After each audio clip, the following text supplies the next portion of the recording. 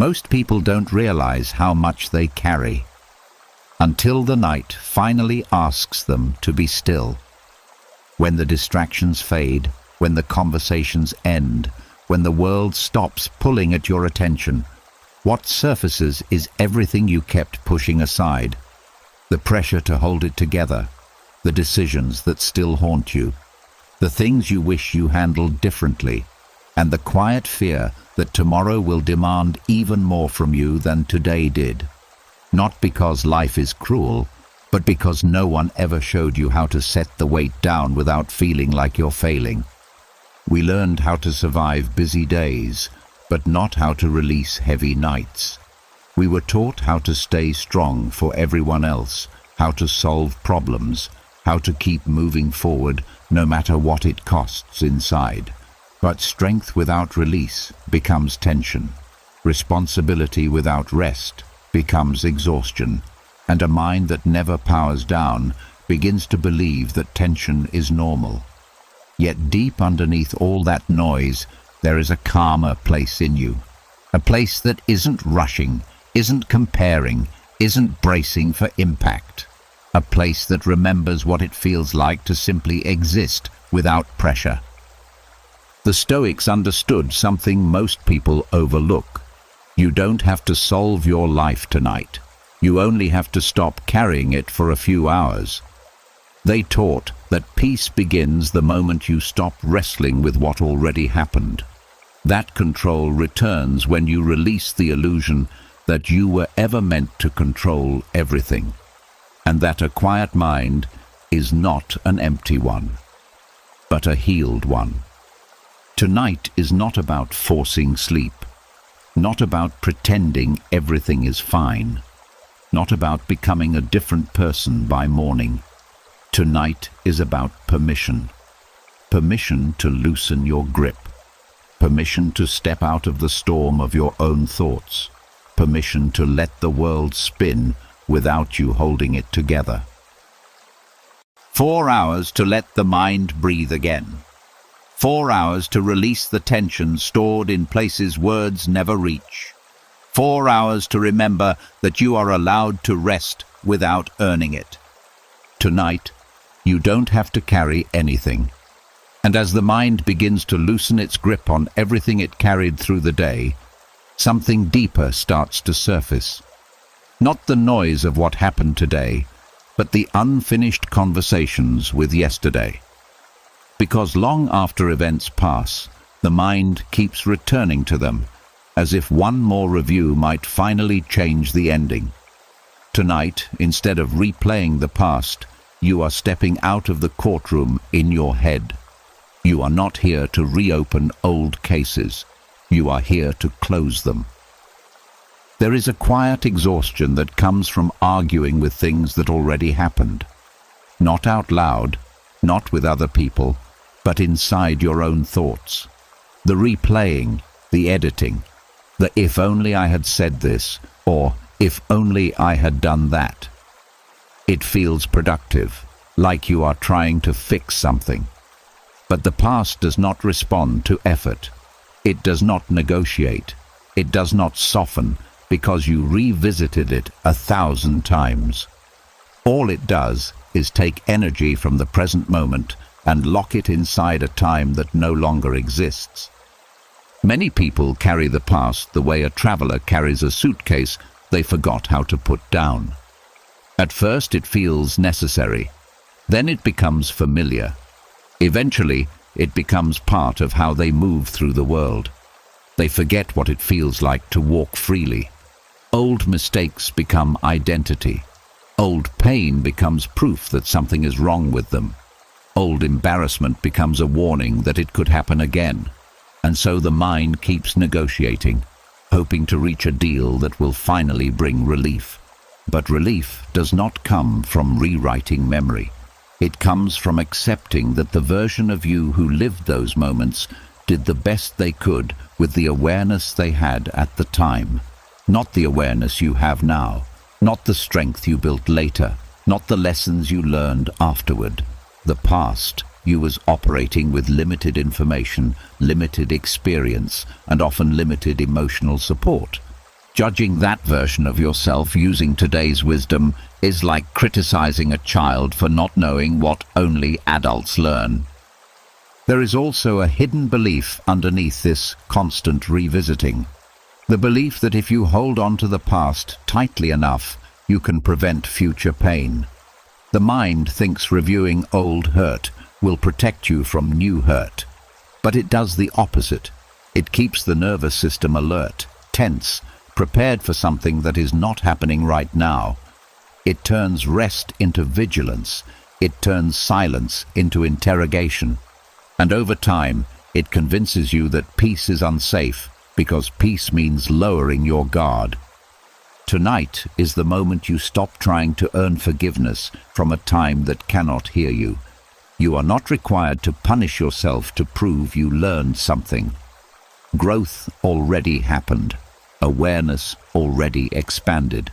The fact that you see things differently now is evidence that you are not the same person who made those choices. Carrying guilt beyond its lesson does not make you responsible. It only makes you tired. There is a quiet strength in allowing the past to remain exactly where it is.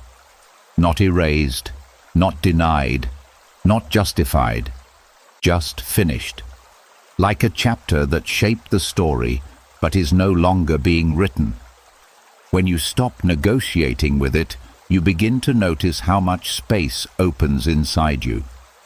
Space that was previously filled with rehearsed arguments and imagined explanations. Space where calm can finally settle without being interrupted by memory. You may notice resistance as you let go. The mind might say that releasing the past means saying it was acceptable or that it did not matter. But letting go is not approval. It is freedom. It is recognizing that your life cannot move forward while you are still trying to fix something behind you. You are not abandoning the past. You are releasing your obligation to carry it. The Stoics understood that suffering often comes not from events themselves, but from the meaning we attach to them long after they end. When you loosen that meaning, the emotional weight begins to dissolve on its own. The memory may still exist, but it no longer controls the room. It becomes quieter, like a distant sound that no longer demands attention. As this night deepens, feel the difference between remembering and reliving. Remembering is calm. Reliving is exhausting. One acknowledges that something happened. The other keeps you trapped inside it. Tonight, you are choosing the calmer path. Not because you are forced to, but because you are finally allowed to rest. And in that rest, something important happens. The mind begins to trust that it does not have to stay on guard forever. The body loosens. The breath deepens. The space inside you that was once crowded with unfinished conversations becomes still enough to hold something new. Not regret, not worry, but quiet understanding. Nothing in your past is waiting for you to fix it tonight. Nothing back there needs your attention right now. The only thing asking for your care is the present moment, the one place where change is still possible. And as you stop negotiating with what cannot be changed, you reclaim the energy needed to live what can. For the first time in a long while, you are not turning toward yesterday. You are settling into now. And that is where peace begins. And as you settle into the quiet of the present, another realization begins to unfold. Some doors in life never close properly. Not every story ends with answers. Not every goodbye explains itself. Not every silence is filled with understanding. Yet peace does not wait for perfect endings. It begins the moment you stop standing in front of doors that will never open again. There is a deep human need for resolution. The mind wants clean conclusions, clear explanations, something it can file away and stop revisiting. When closure doesn't come, the mind keeps circling back, hoping that one day the missing piece will appear and everything will finally make sense. But many of life's most painful experiences do not come with explanations. People leave without clarity. Opportunities disappear without warning. Words remain unsaid until it is too late to say them, and the absence of answers becomes its own kind of weight. What makes this difficult is the belief that peace depends on understanding. That if you could just know why it happened, why they acted that way, why things ended the way they did, then the tension inside you would dissolve. But peace does not come from understanding every detail. It comes from accepting that some chapters were never meant to be explained to you. The search for closure often keeps the wound open because the mind stays focused on what is missing instead of what is still here. There is also the quiet hope that closure will restore something that was lost. That one final conversation, one apology, one moment of acknowledgement will somehow return a sense of balance. But even when those things happen, they rarely feel as complete as imagined.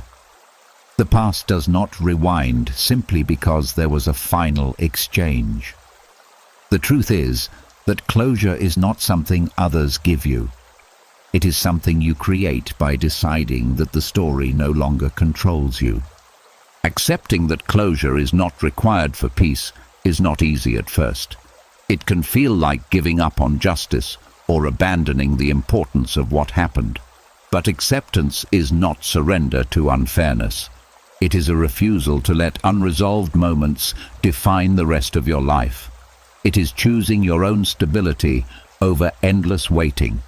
Instead of asking the past to explain itself, you allow yourself to step forward without the explanation.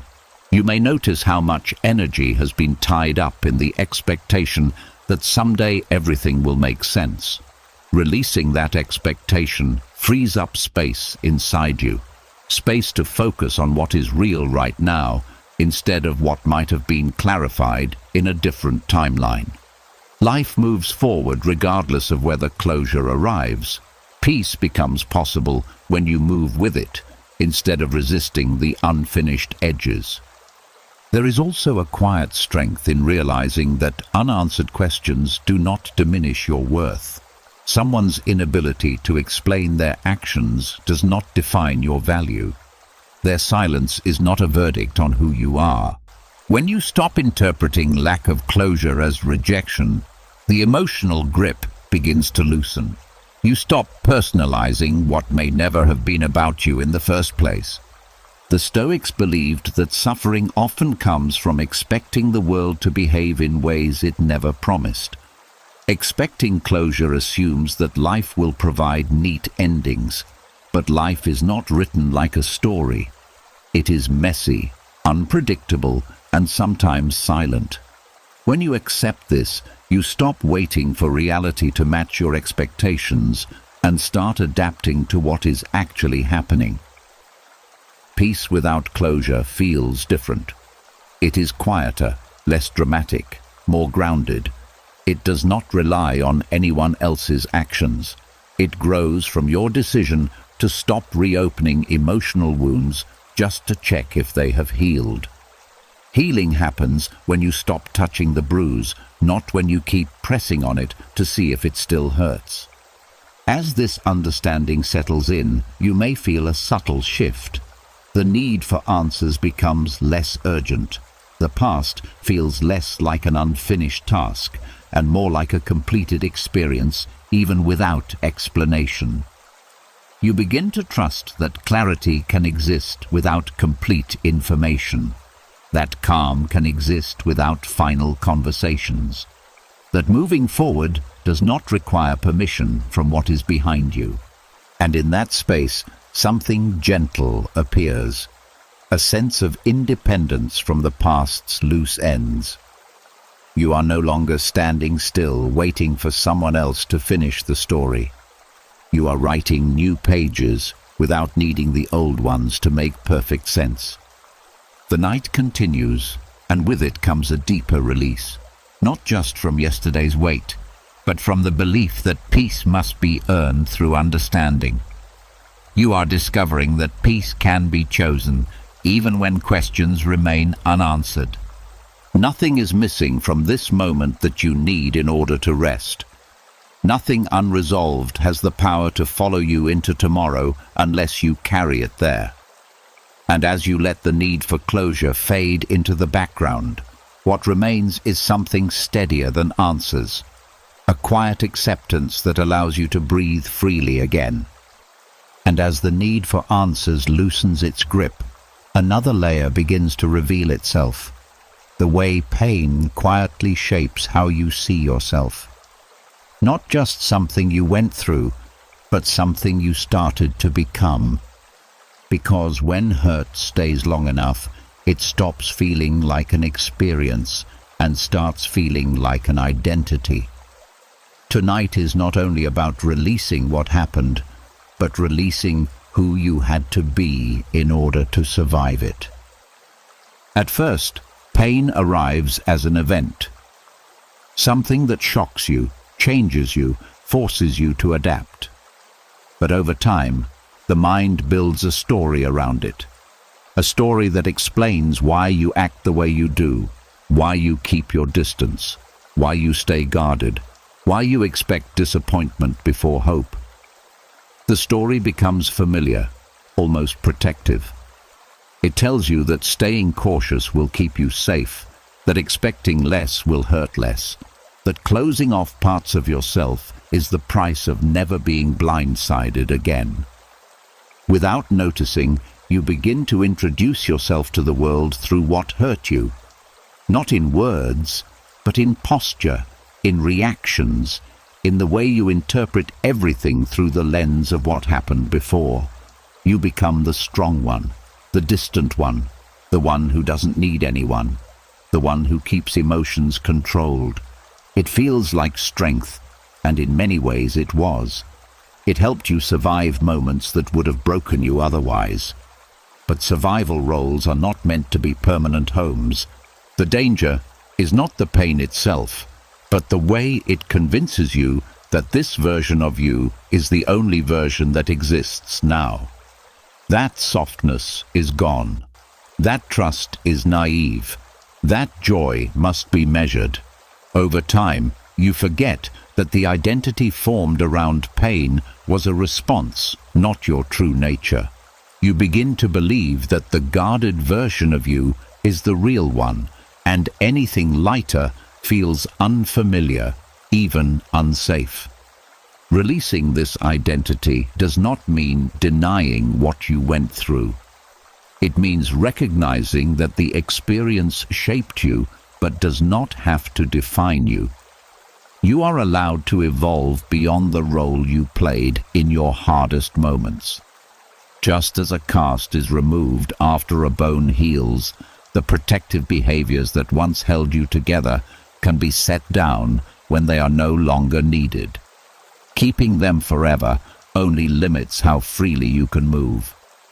There may also be a hidden fear that if you let go of this identity, you will lose the lessons that came with it. But wisdom does not disappear when the armor comes off. The awareness stays. The strength stays. What leaves is the constant tension of bracing for impact. You do not become weaker by softening. You become more flexible, more present, more able to experience life without filtering it through old wounds. Pain has a way of narrowing focus. It trains the mind to scan for danger, to anticipate loss, to protect against disappointment. Releasing the identity built around it widens that focus again. It allows you to see possibilities that were invisible when everything felt like a threat. It restores parts of your personality that were set aside because they felt too vulnerable to show. The Stoics believed that identity should be rooted in character, not circumstance, in the qualities you choose to practice rather than the events you endured. When identity comes from inner values instead of past injuries, it becomes stable. It no longer depends on what happened to you. It depends on how you decide to live now. As the night continues, you may sense how much effort it took to maintain the version of yourself shaped by pain. The constant alertness, the emotional distance, the careful monitoring of how much of yourself to reveal. Letting go of that effort feels unfamiliar at first, like stepping out of heavy armor after wearing it for years.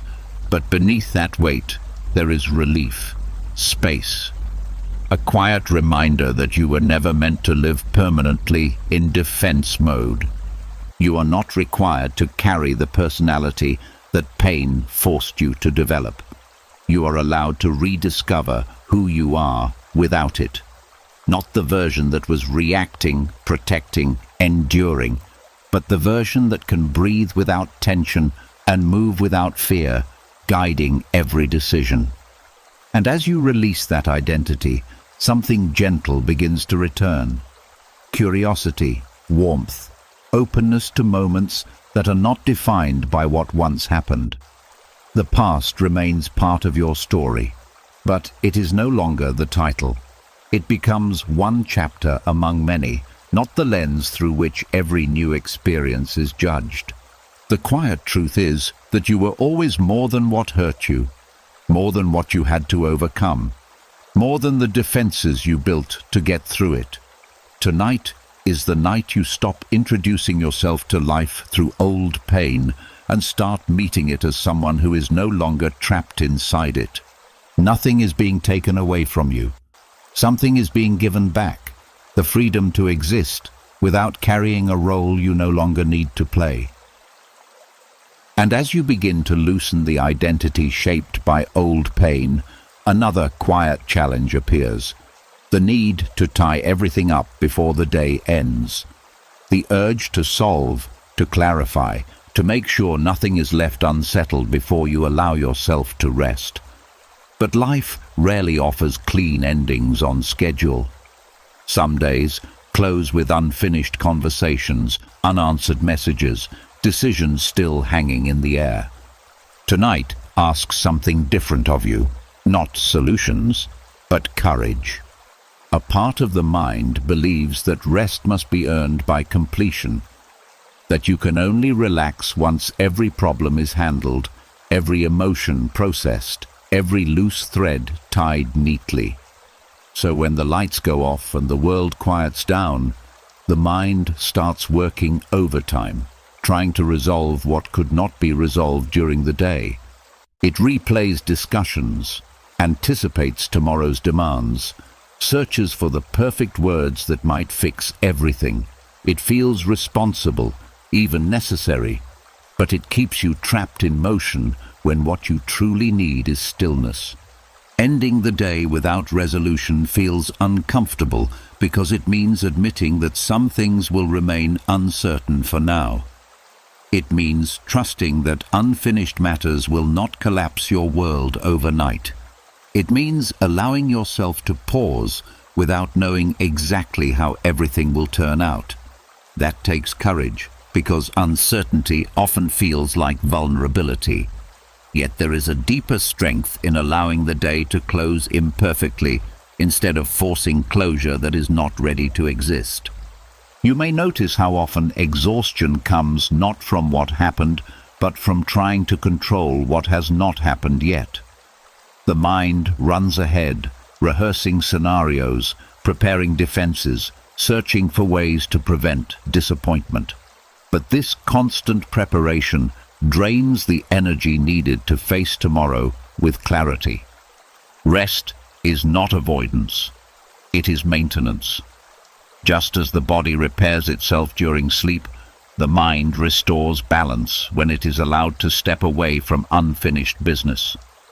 There is also a quiet fear that if you stop thinking about a problem, you might lose control of it. That vigilance is the only thing holding things together. But many solutions arrive only when the mind is no longer straining to find them. Distance creates perspective. Stillness allows insight to surface naturally. By stepping back, you are not abandoning responsibility.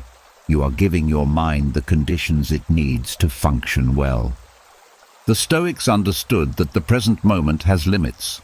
You can act within it, but you cannot force outcomes beyond it. When the day ends, your influence ends with it. Carrying unfinished concerns into the night does not increase your control over them. It only steals the recovery time you need to meet them tomorrow with strength instead of fatigue. Ending the day without resolution is also an act of self-trust. It says that you believe in your ability to handle what comes next, even if you do not know exactly how yet. It shifts your focus from trying to predict everything to knowing you can adapt when the moment arrives. This kind of trust reduces anxiety because it removes the pressure to foresee every possibility. You are allowed to leave some questions unanswered tonight. You are allowed to pause in the middle of processes that will continue tomorrow. Life is not a series of completed tasks, but an ongoing movement. Trying to finish everything before resting is like trying to empty the ocean with a cup. There will always be more waves. Peace comes from stepping out of the water, not from stopping the tide. As the night deepens, feel what happens when you stop reaching for solutions. The mind begins to slow. The body softens. The urgency fades. Problems that felt overwhelming shrink to a more realistic size when they are not magnified by exhaustion. You begin to sense that rest itself is productive, not in the way effort is, but in the way renewal is. Courage is often mistaken for pushing through fatigue, but true courage sometimes looks like stopping before you collapse. It looks like saying that your well-being matters as much as the tasks you carry. It looks like choosing restoration over endless striving. Nothing important will be lost because you allowed yourself to rest tonight. The world will continue turning. Conversations will resume. Decisions will still be there in the morning, but you will meet them differently, with a steadier mind, a calmer body, and a clearer perspective. So let the day end without forcing an ending. Let the unfinished remain unfinished. Let the unknown remain unknown for now. You are not required to solve your life before you sleep. You are only required to take care of the person who will wake up to live it tomorrow. And in that simple act of courage, peace quietly returns. Not because everything is resolved, but because you finally allowed yourself to stop carrying it for a while. And as you allow the day to close without forcing solutions, another quiet tension begins to loosen. The effort of living up to someone else's expectations long after they stopped watching. Because much of the exhaustion you carry does not come from your own standards, but from trying to be enough for someone whose approval became a silent measure of your worth. Tonight is not about becoming someone new. It is about returning to who you were before you started performing. There is often one person, or sometimes several, whose opinion shaped how you learned to move through the world. A parent whose praise felt rare but powerful. A teacher who made you feel seen only when you excelled. A partner whose acceptance depended on you being a certain way. Even people who are no longer in your life can remain present in your mind, like invisible judges whose approval you are still trying to earn. Without realizing it, you begin making choices based on what would impress them rather than what would bring you peace. At first, this effort feels motivating. It pushes you to work harder, behave better, achieve more. But over time, it creates distance between who you are and who you feel allowed to be. You start editing your personality, hiding parts that might be misunderstood, exaggerating parts that seem more acceptable. The real cost is not the energy spent trying to impress them, but the quiet loss of authenticity that happens in the process.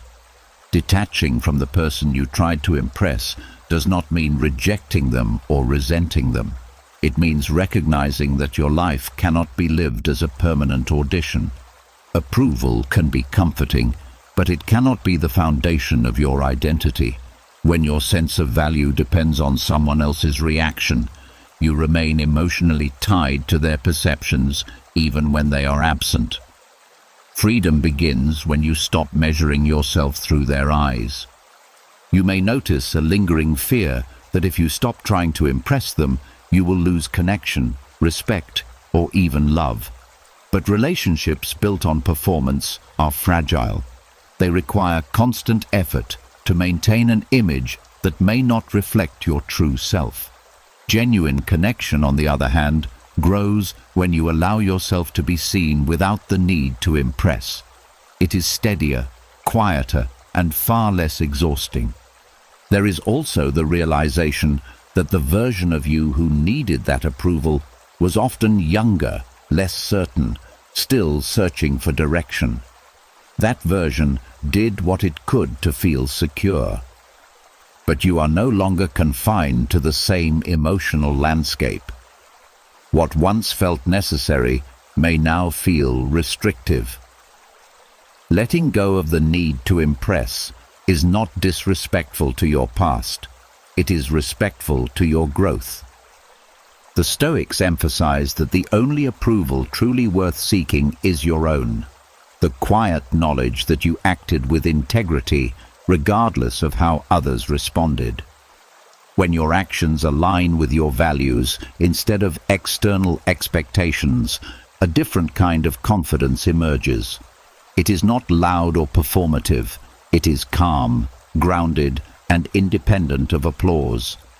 As you detach from that old effort, you may feel a surprising lightness. Decisions become simpler because they no longer require imagining someone else's judgment. You stop rehearsing conversations in your head. Stop anticipating how your choices will be perceived. You begin to notice what you actually want, not what would earn approval. This clarity brings relief, as if a constant background noise has finally faded. You are not obligated to continue a role you once played to feel accepted. You are allowed to evolve beyond the expectations that shaped you. The people who truly belong in your life will adjust to who you become. Those who cannot were often more attached to the role than to the real person behind it. As the night continues, feel the space that opens when you release the need to impress anyone. There is nothing to prove here, nothing to perform, nothing to justify. Just a quieter presence that exists without comparison or evaluation. You are not losing connection by letting go of that effort. You are reclaiming connection with yourself, the version of you that does not need to be edited to be worthy of peace. And in that return, something steady takes root. A sense that your life is finally your own, not a reflection of someone else's expectations.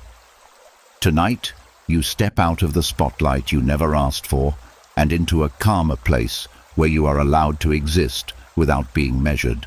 Nothing more is required. Nothing more is expected. You can simply be, and that is enough. And as you step away from the quiet pressure to impress, another invisible strain begins to soften, the longing to be fully understood by everyone around you. Because much of the tension in human relationships comes not from conflict itself, but from the feeling that your intentions, your heart, your reasons were never truly seen. Tonight is not about explaining yourself better. It is about discovering the peace that exists even when understanding never arrives. There is a deep desire in all of us to feel known, to believe that if people could just see what we meant, hear what we felt, grasp the context behind our actions, then everything would settle into place. Misunderstandings would dissolve, judgments would fade, distance would shrink. So the mind keeps trying, replaying conversations, imagining better ways to phrase things, wishing for one more chance to clarify. But the truth is that no explanation can guarantee understanding, because people interpret your words through their own experiences, fears, and beliefs. Trying to be understood by everyone becomes exhausting because it requires constant translation of yourself. You begin adjusting how you speak, how much you reveal, even how you express emotion, hoping it will finally land the way you intend. When it doesn't, frustration grows, not just toward others, but toward yourself, for failing to bridge a gap that may never have been yours to close. Over time, you start to feel invisible, as if your inner world exists in a language no one else speaks. Letting go of the need to be understood does not mean giving up on communication. It means releasing the expectation that your peace depends on other people's interpretation of you. It means recognizing that being misunderstood is not a personal failure. It is a natural outcome of people seeing the world from different angles. Some will understand you deeply, others will only see fragments, and some will not understand you at all. None of these outcomes diminish who you are. There is also a quiet freedom in no longer trying to control how your story is perceived. When you stop explaining yourself to win approval, your words become simpler, more honest, less defensive. You speak because it is true, not because you hope it will change someone's opinion. Silence becomes more comfortable too, because you no longer feel pressured to fill every gap with justification. You may notice that much of the urge to be understood comes from a fear of being misjudged, as if misunderstanding will erase your intentions or distort your character beyond repair. But people's perceptions shift constantly, influenced by their own moods and experiences. Building your peace on something so unstable guarantees anxiety. When you anchor your sense of self internally instead, the opinions of others lose their power to unsettle you. The Stoics believe that your responsibility ends with your actions and intentions, not with how those actions are received. Once you have acted with honesty and care, the outcome belongs to the world, not to you. Holding yourself accountable for others' interpretations is like trying to control the weather after you have already stepped outside. It drains energy without changing anything. As you release this need, relationships become less tense. You stop monitoring every interaction for signs of misunderstanding. You allow space for differences without seeing them as threats. You listen more calmly because you are not waiting for your turn to correct the narrative. And when someone does understand you, it feels like a gift rather than a requirement. There is also a quiet return to yourself in this process. When you stop looking outward for validation that you have been seen accurately, you begin seeing yourself more clearly. Your own understanding becomes enough. You no longer feel compelled to perform clarity for others when you already know your truth. As the night deepens, feel what it is like to exist without explaining, without defending, without rehearsing how you will present yourself tomorrow. The silence becomes gentler, not because everything is resolved, but because you are no longer fighting to be interpreted correctly. Nothing essential about you depends on being fully understood by everyone.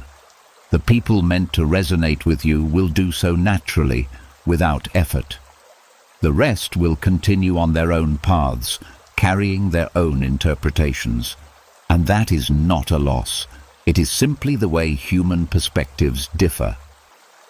Tonight, you allow yourself to rest without translating your existence into something easier for others to accept. You are not a puzzle that needs solving. You are a presence that can exist peacefully, even in the absence of perfect understanding. And in that quiet acceptance, a deeper calm settles in. The the calm that comes from knowing you no longer need the world to mirror you back accurately in order to feel whole. And as the need to be understood begins to fade into the background, something even heavier may rise to the surface, the quiet awareness that some things in life cannot be fixed. Not with time, not with effort, not even with the best intentions. Tonight is not about finding solutions for what is broken. It is about discovering how to live gently beside what will never return to the way it was. There are moments everyone wishes they could go back and change. Words spoken too quickly, chances missed because fear was louder than courage, relationships that slipped away while you were busy trying to hold everything else together. The mind returns to these places not because it enjoys pain, but because it still hopes repair is possible. It imagines alternate versions of the past, where everything unfolded differently, where clarity arrived sooner, where someone stayed instead of leaving. But no amount of revisiting can reopen a closed chapter. What makes this difficult is the sense of responsibility that lingers, the feeling that if you had done more, known more, acted sooner, things might have been saved. This belief keeps the heart tied to what cannot be undone. It turns regret into a constant companion, whispering that peace is not allowed because something important was left unresolved. Yet regret often comes from the wisdom you gained afterward, not from the person you were when those moments happened. Making peace with what cannot be repaired is not the same as saying it did not matter. It mattered deeply. That is why it still hurts. But peace comes from recognizing that the past cannot be held accountable to the knowledge you have now. You cannot travel backward with new understanding in hand. The only direction available is forward, carrying the lessons instead of the blame. There is also a quiet misconception that holding on to pain honors what was lost, as if letting go would mean forgetting or minimizing the significance of what happened. But memory does not disappear when the suffering softens. You can remember with respect without reliving the wound. You can carry the meaning of an experience without carrying the weight of self-punishment. Some losses cannot be repaired because they were never meant to return in the same form. People change, paths separate, time moves in only one direction. Trying to restore the past exactly as it was ignores the reality that you are no longer the same person either. Growth makes return impossible, even when longing remains. Peace begins when you allow what was to remain in its place without trying to rebuild it in the present. The Stoics taught that suffering often comes from demanding permanence from a world built on change. Everything you experience is temporary. Joy, pain, connection, distance. When you accept this, the pressure to fix what has already passed begins to dissolve.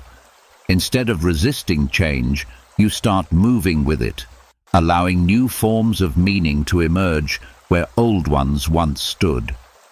As the night deepens, notice how much energy has been spent holding on to the hope of repair. Imagine that energy slowly returning to you, no longer tied to events beyond your reach. It becomes available for healing, for creating something different, for showing kindness to the version of yourself that carried this weight alone for so long.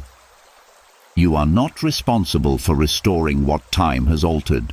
You are only responsible for how you move forward with the awareness you now have. When you release the impossible task of fixing the unfixable, you create room for acceptance to settle in, not as defeat, but as relief. There is a quiet dignity in acknowledging that some things are beyond your control. It frees you from endless striving and allows you to rest without feeling like you abandoned something important. You did what you could with what you knew, The rest belongs to the unfolding of life, not to your personal failure. Tonight, you are allowed to stop trying to repair what cannot be repaired. You're allowed to step out of the role of fixer, rescuer, or historian of your own past. What remains is not emptiness, but space. Space where gentleness can grow, where forgiveness can replace blame, where calm can exist without conditions. Nothing meaningful is lost when you choose peace over endless repair. The love, the lessons, the memories remain. Only the burden fades. And in that quiet release, you begin to understand that healing is not about restoring what was broken, but about learning how to live fully, even when some pieces are missing. The night holds that understanding for you now, steady and patient, asking nothing except that you finally allow yourself to rest beside what you no longer need to carry. And as you release the need to repair what cannot be restored, another quiet relief begins to surface. The freedom that comes when you stop justifying your existence to the world. Because much of your exhaustion was never from what you did, but from explaining why you did it. Tonight is not about proving anything. It is about discovering how peaceful life becomes when you no longer feel required to defend every choice, every boundary, every change in direction. There is a subtle pressure in everyday life to make your decisions understandable to everyone else, to soften your truth so it feels comfortable for them, to provide reasons that will be accepted, approved, validated. When someone questions your path, your silence, your priorities, the instinct is to clarify, to reassure, to make sure they do not misunderstand you. It feels polite, responsible, even necessary. But over time it turns your life into a constant presentation, as if your personal decisions must pass a public review before you are allowed to move forward. Explaining yourself becomes a habit, especially if you grew up in environments where approval was conditional. You learned that clarity reduced conflict, that justification prevented rejection, that over-communication kept relationships stable. So you kept talking, kept detailing, kept offering pieces of your inner world, hoping they would be handled gently. Sometimes they were, sometimes they were not. And when they were not, you felt exposed, as if something private had been taken and examined without care. The silent freedom arrives when you realize that not every decision requires an audience. Some choices belong entirely to you, shaped by experiences others cannot see, and responsibilities they do not carry. You are allowed to change direction without presenting a case. You are allowed to set boundaries without defending them like a lawyer. You are allowed to choose peace over participation without explaining why your energy is limited. There may be a fear that silence will be interpreted as coldness or indifference, that if you stop explaining, people will assume the worst. But the truth is that explanations do not always prevent misunderstanding. Sometimes they invite more questions, more debate, more pressure to adjust your choice. Silence, when it comes from calm rather than avoidance, is not hostility. It is clarity. It says that your decision is settled, not open for negotiation. The Stoics believed that inner stability grows when you stop placing your peace in the hands of other people's opinions. When your actions align with your values, explanation becomes optional rather than necessary. You no longer need external agreement to feel certain. This certainty is quiet, not forceful. It does not need to convince anyone because it is not trying to win. As you stop explaining, something else begins to happen. Conversations become lighter because you are not carrying the pressure to be fully understood in every moment. You listen without preparing defenses. You speak without calculating reactions. Interactions lose their edge because you are no longer protecting a narrative. You are simply present. There is also a deep form of self-respect in allowing your boundaries to stand without elaborate justification. It shows that you trust your own judgment, that you believe your needs are valid even if they are not universally accepted. This trust strengthens over time, replacing the old habit of seeking permission to prioritize your well-being. You may notice how much space opens inside you when the constant urge to explain fades. Thoughts slow down. Emotions settle. The mind is no longer rehearsing speeches for conversations that may never happen. That energy returns to you, available for rest, creativity, or simple awareness of the moment.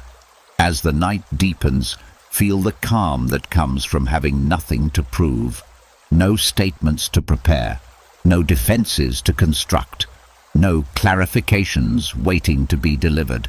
Just a quiet presence that exists without needing validation. Nothing important about you is diminished because you chose silence. Your worth does not depend on how clearly you justify your choices. The people who are meant to remain will adjust to the quieter version of you. Those who cannot were often more comfortable with the explanation than with the truth. Tonight, you step into the silent freedom of being answerable only to your own conscience. You release the role of translator of your life. You allow your actions to speak without commentary. And in that silence, peace settles in more easily than it ever could through endless words. You are still here, still whole, still moving forward, not because you convinced everyone, but because you no longer needed to.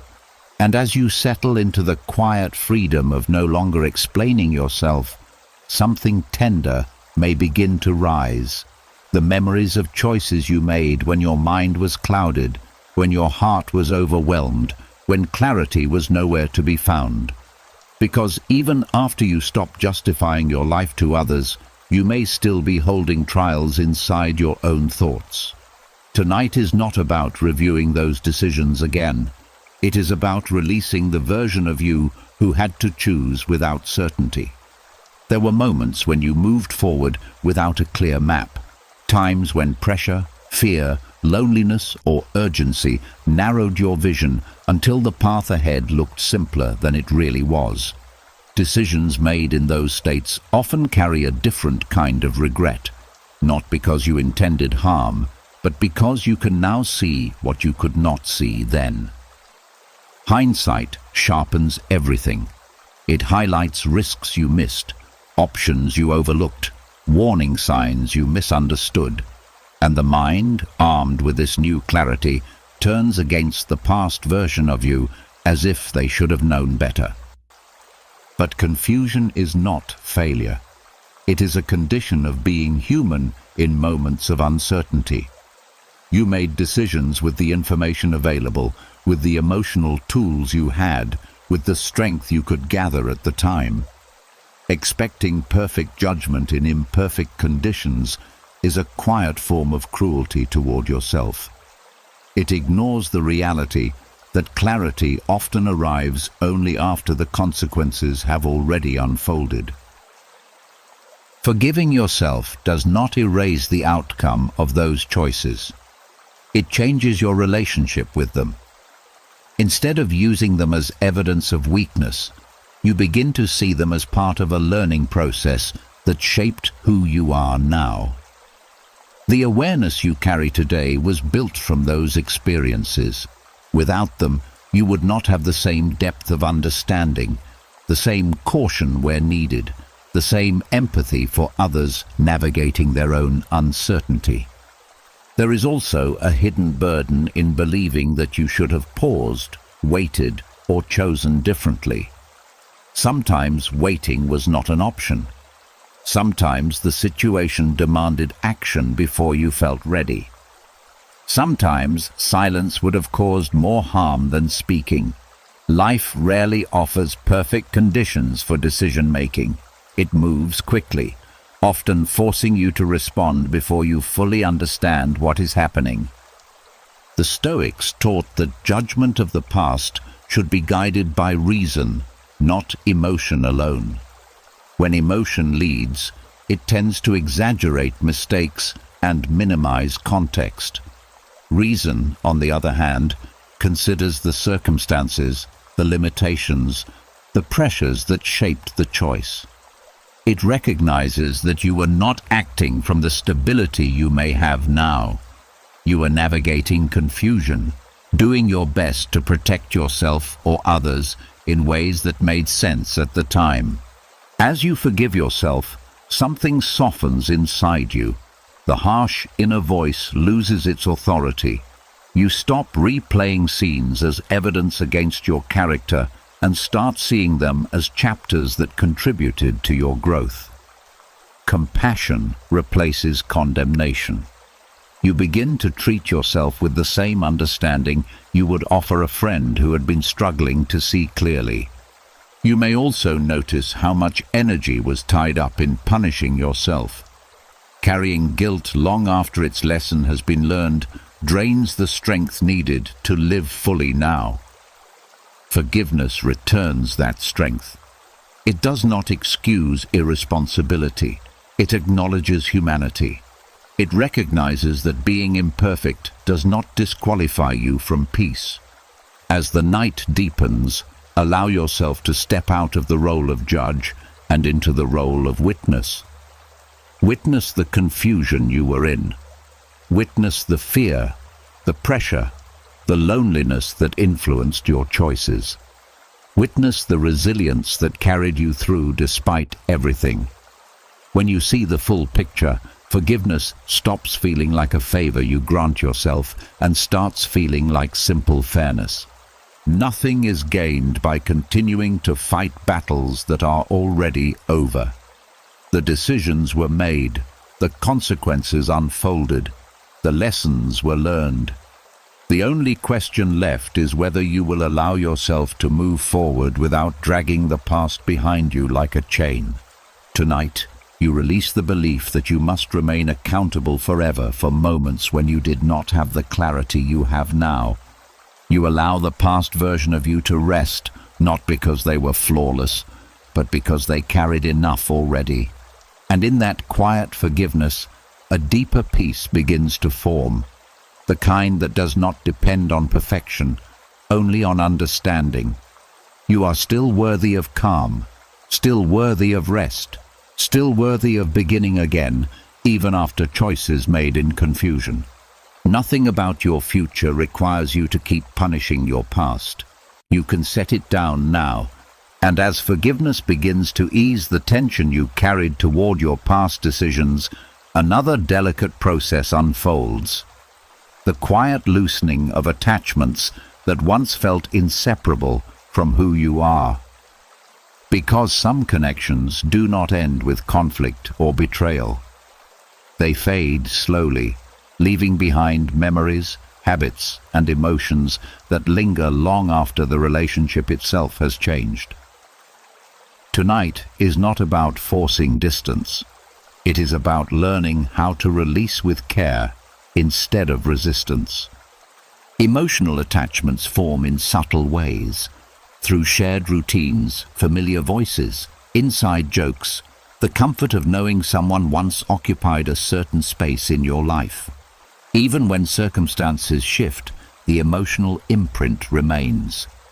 You may no longer speak to them, no longer see them, no longer share the same path, yet part of you still reacts to reminders, a place, a song, a phrase that pulls your thoughts backward. This is not weakness. It is evidence that connection mattered.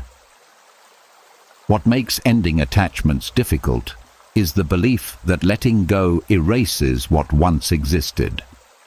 The mind fears that distance means indifference, that moving forward means pretending the bond was never meaningful. But gentle release does not deny the past.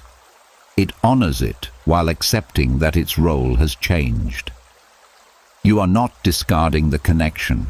You are allowing it to settle into memory, instead of remaining an active presence in your daily life. The Stoics approached attachment with balance rather than suppression. They did not demand that you stop caring. They encouraged awareness of the impermanence of all things. People come into your life for seasons, sometimes long, sometimes brief. When the season ends, holding on to the expectation that it should continue only creates suffering. Accepting change allows affection to remain without turning into longing. There is also a quiet shift that happens when you stop feeding the attachment with constant attention. Replaying old conversations, revisiting photographs, imagining what they might be doing now. These habits keep the emotional connection alive even when the relationship itself has ended. When you gently redirect your focus toward the present, the intensity softens on its own, not because you forced yourself to forget, but because your energy is no longer anchored to what was. Ending attachments gently also means resisting the urge to replace them immediately. Loneliness can make any connection feel necessary, but healing requires space. Space to rediscover who you are without the influence of that bond. Space to rebuild routines that belong solely to you. This space may feel unfamiliar at first, but it becomes a foundation for new forms of connection that are not shaped by old expectations. You may worry that releasing someone emotionally means you will no longer care about their well-being, but care can exist without closeness. You can wish someone peace without needing to be part of their life. You can appreciate what you shared without reopening the door to what no longer fits. This kind of care is quiet, steady, free from the tension of unresolved longing. As the night deepens, notice how the attachment feels when you stop pulling against it. There is less strain, less urgency. The bond becomes lighter, no longer a weight you drag, but a memory you carry gently. You are not breaking it apart. You are loosening your grip so both you and the other person can continue evolving. The Stoic art lies in accepting that everything you love is temporary, including versions of yourself that existed within those relationships. When you understand this, you stop clinging and start appreciating. You value what was without demanding that it remain unchanged. This appreciation transforms attachment into gratitude. Nothing meaningful is lost when you release gently. The lessons remain. The warmth remains. The growth that came from that connection remains part of you. Only the tension fades. The tension of trying to hold on to something that has already moved into a different form. Tonight, you allow the emotional ties to soften instead of snapping them with force. You allow the memory to become peaceful instead of painful. You allow yourself to step forward without feeling like you are abandoning something important. What stays with you is not the attachment itself, but the capacity to connect deeply. A capacity that will shape future relationships in healthier, calmer ways. You are not becoming detached from love. You are learning how to love without clinging. And in that gentle release, peace settles in quietly, like the final note of a song that does not need to repeat to be remembered. And as the last emotional ties begin to loosen, something even quieter comes into view. The expectations you carried for how life was supposed to unfold. Not just expectations about people, but about timelines, achievements, versions of yourself you thought you would become by now. Tonight is not about burying hope. It is about laying to rest the pressure of plans that no longer belong to who you are today. There is a silent grief that comes from realizing life did not follow the script you once believed in. The career that was meant to define you took a different turn. The relationship you thought would last became a memory. The goals that once felt urgent now feel distant or irrelevant. Yet part of you keeps measuring the present against those old expectations, as if you are still accountable to a plan written by a younger, less experienced version of yourself. Expectations can be motivating when they align with reality, but when they don't, they become a source of quiet dissatisfaction. You may find yourself feeling behind even when you are moving forward, disappointed even when you are growing, restless even when nothing is actually wrong. This happens because you are comparing your current life to an imagined one that never had to face real obstacles. The imagined version always looks smoother, clearer, more certain, because it exists outside the complexity of real experience. Letting tonight be the funeral of old expectations means acknowledging that those visions served a purpose once. They gave direction, fueled effort, provided a sense of possibility. But they were based on limited information, on dreams formed before you knew what life would truly ask of you. Holding on to them forever ignores the person you have become through everything you have lived. There may be resistance to releasing them because expectations often carry identity. You might wonder who you are without the plans you built your sense of self around. But identity is not meant to be fixed to a single outcome. It evolves as you do. When you let go of outdated expectations, you create room for new forms of meaning that fit the person you are now, not the person you were trying to become then. There is also a quiet relief in no longer trying to force reality to match an old vision. You stop interpreting every deviation as failure. You stop feeling like you missed your only chance. Life is not a narrow path with one correct route. It is a landscape with many directions, most of which cannot be seen until you arrive there. The Stoics understood that suffering often comes from insisting that events unfold according to your preferences, rather than accepting them as they are. When you release the demand for life to follow a specific script, you become more adaptable, more present, more capable of finding value in unexpected places. You stop fighting what is and start working with it. As the night deepens, picture the old expectations being laid down gently, not as something discarded in anger, but as something honored and then released. They were part of your journey, not the final destination. You can appreciate what they once meant without allowing them to dictate your sense of worth now. You may notice how much lighter the future feels when it is not burdened by comparisons to a past plan. Possibility returns, not as pressure, but as openness. You are no longer chasing a predetermined version of success. You are free to define success based on what brings meaning and calm to your life today. Letting go of old expectations also restores patience. You stop rushing toward milestones that no longer resonate. You allow life to unfold at a pace that feels sustainable instead of forced. This patience creates stability, replacing the constant urgency that once drove you. Tonight becomes a quiet ceremony of release. Not dramatic, not sorrowful, but steady and respectful. You acknowledge the dreams that shaped you, thank them for guiding you as far as they could, and allow them to rest. In their place, something more flexible emerges, a willingness to meet life as it comes rather than as it was once imagined. Nothing meaningful is lost in this process. You are not abandoning ambition or hope. You are freeing them from outdated forms so they can grow in ways that match your current reality. The future becomes less about fulfilling a script and more about discovering what is possible now.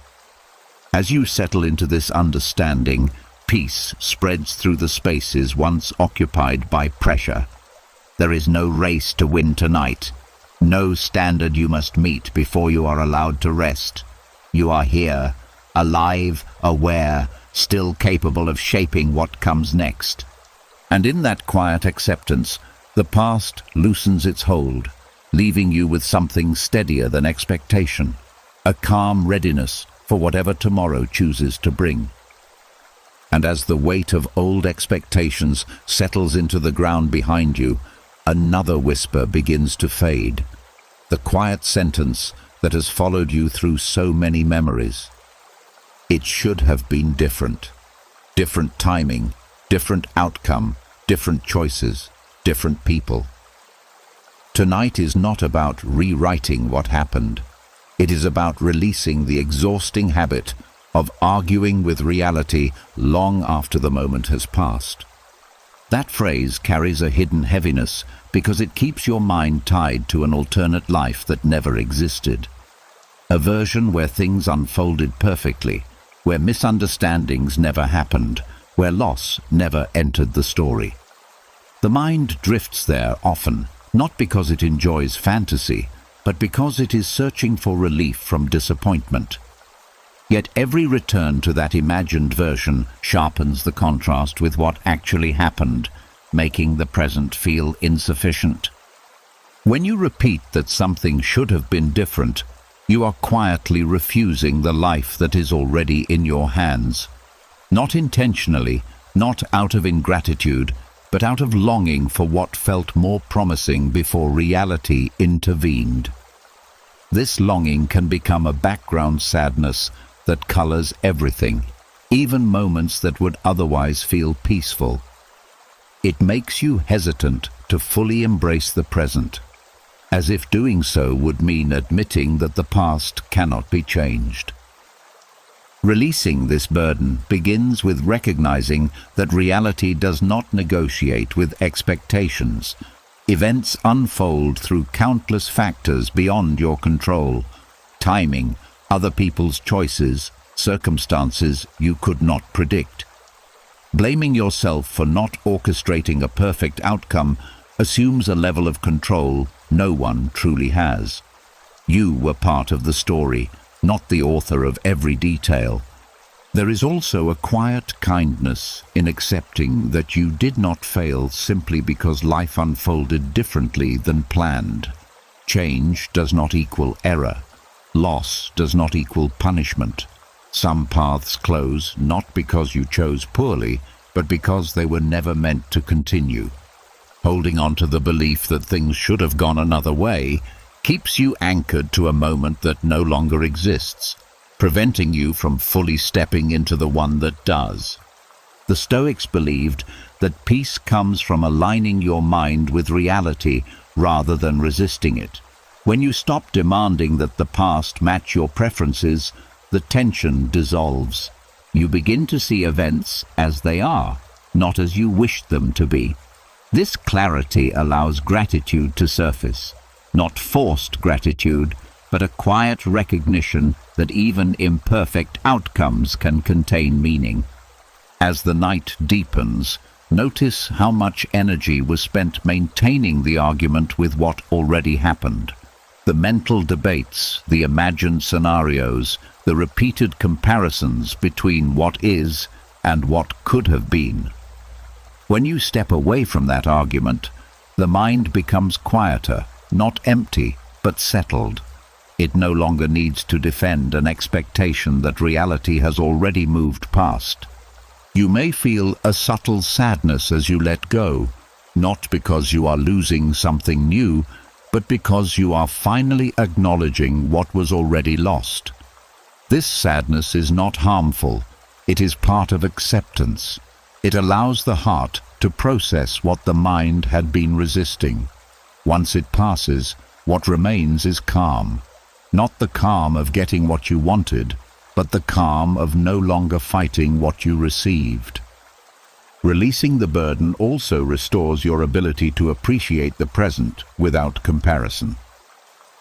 Moments become lighter when they are not measured against an imagined version of how they should feel. You start noticing small forms of peace that were always there, but overshadowed by disappointment. Nothing about acceptance prevents you from building something different moving forward. It simply removes the emotional weight that was slowing you down. You are no longer trying to correct a past that cannot be edited. You are free to shape the future with the clarity gained from everything you have lived. Tonight, you allow reality to be enough. Not perfect, not exactly what you envisioned, but real, and therefore something you can actually engage with. You release the silent protest against how things turned out and replace it with a quieter understanding that life is not obligated to follow your preferences in order to hold meaning. The past no longer needs defending, revising, or resisting. It can remain where it is, while you move forward without the constant echo of what should have been. And in that release, peace arrives, not as a reward, but as a natural result of finally putting down an argument you were never meant to win. You are still here, still capable of calm, still able to rest without rewriting the story first. Tonight, that is enough. And as the argument with the past finally quiets, another belief begins to loosen. The idea that if you can just control enough, predict enough, prepare enough, nothing will hurt you again. It sounds reasonable on the surface. After all, control feels like protection. But tonight is not about tightening your grip on life. It is about discovering how much tension was created by trying to hold everything together all the time. Control often begins as a response to uncertainty. When something painful or unexpected happens, the mind looks for ways to prevent it from happening again. It starts monitoring details, planning outcomes, rehearsing conversations, anticipating problems before they exist. This vigilance feels responsible, even wise. Yet beneath it is fear. The fear that without constant oversight, life will unravel. Over time, this fear turns into a habit of managing everything, even things that were never yours to manage. The illusion is that control creates safety. In reality, it often creates exhaustion, because the more you try to control, the more you notice how much remains unpredictable. Other people's reactions, timing, opportunities, health, change itself. None of these obey careful planning. When control fails, it can feel like personal failure, as if you simply did not try hard enough. But some things resist control, not because you lacked effort, but because they were never controllable to begin with. There is also a quiet cost to living this way. When you are focused on preventing problems, you are rarely present for peace. Your mind scans for threats even in calm moments, unable to relax because it believes relaxation invites danger. You may find it difficult to enjoy what is going well because part of you is preparing for when it stops. This constant readiness keeps the nervous system alert, turning ordinary days into silent battles. Dropping the illusion does not mean becoming careless or passive. It means recognizing the boundary between what you can influence and what you cannot. You can guide your actions, your responses, your intentions, but you cannot guarantee outcomes. Accepting this boundary is not weakness, it is clarity. It allows you to focus your energy where it actually makes a difference instead of scattering it across endless worries. The Stoics built their philosophy around this distinction. They understood that peace grows when you invest effort only in what belongs to you, your character, your choices, your perspective. Everything else is allowed to unfold according to forces beyond your command. When you stop trying to manage the uncontrollable, the pressure inside you begins to ease. You no longer carry responsibility for the entire world, only for your own conduct within it. As the night deepens, notice what it feels like to release the constant need to anticipate every possibility. The mind slows because it no longer has to simulate future disasters. The body softens because it no longer braces for impact that has not arrived. You begin to trust that you can handle whatever comes, not because you predicted it, but because you will meet it when it appears. There is a quiet freedom in allowing life to be uncertain. It opens space for spontaneity, curiosity, even moments of joy that planning could never manufacture. When you stop gripping the wheel so tightly, you discover that not every turn leads to danger.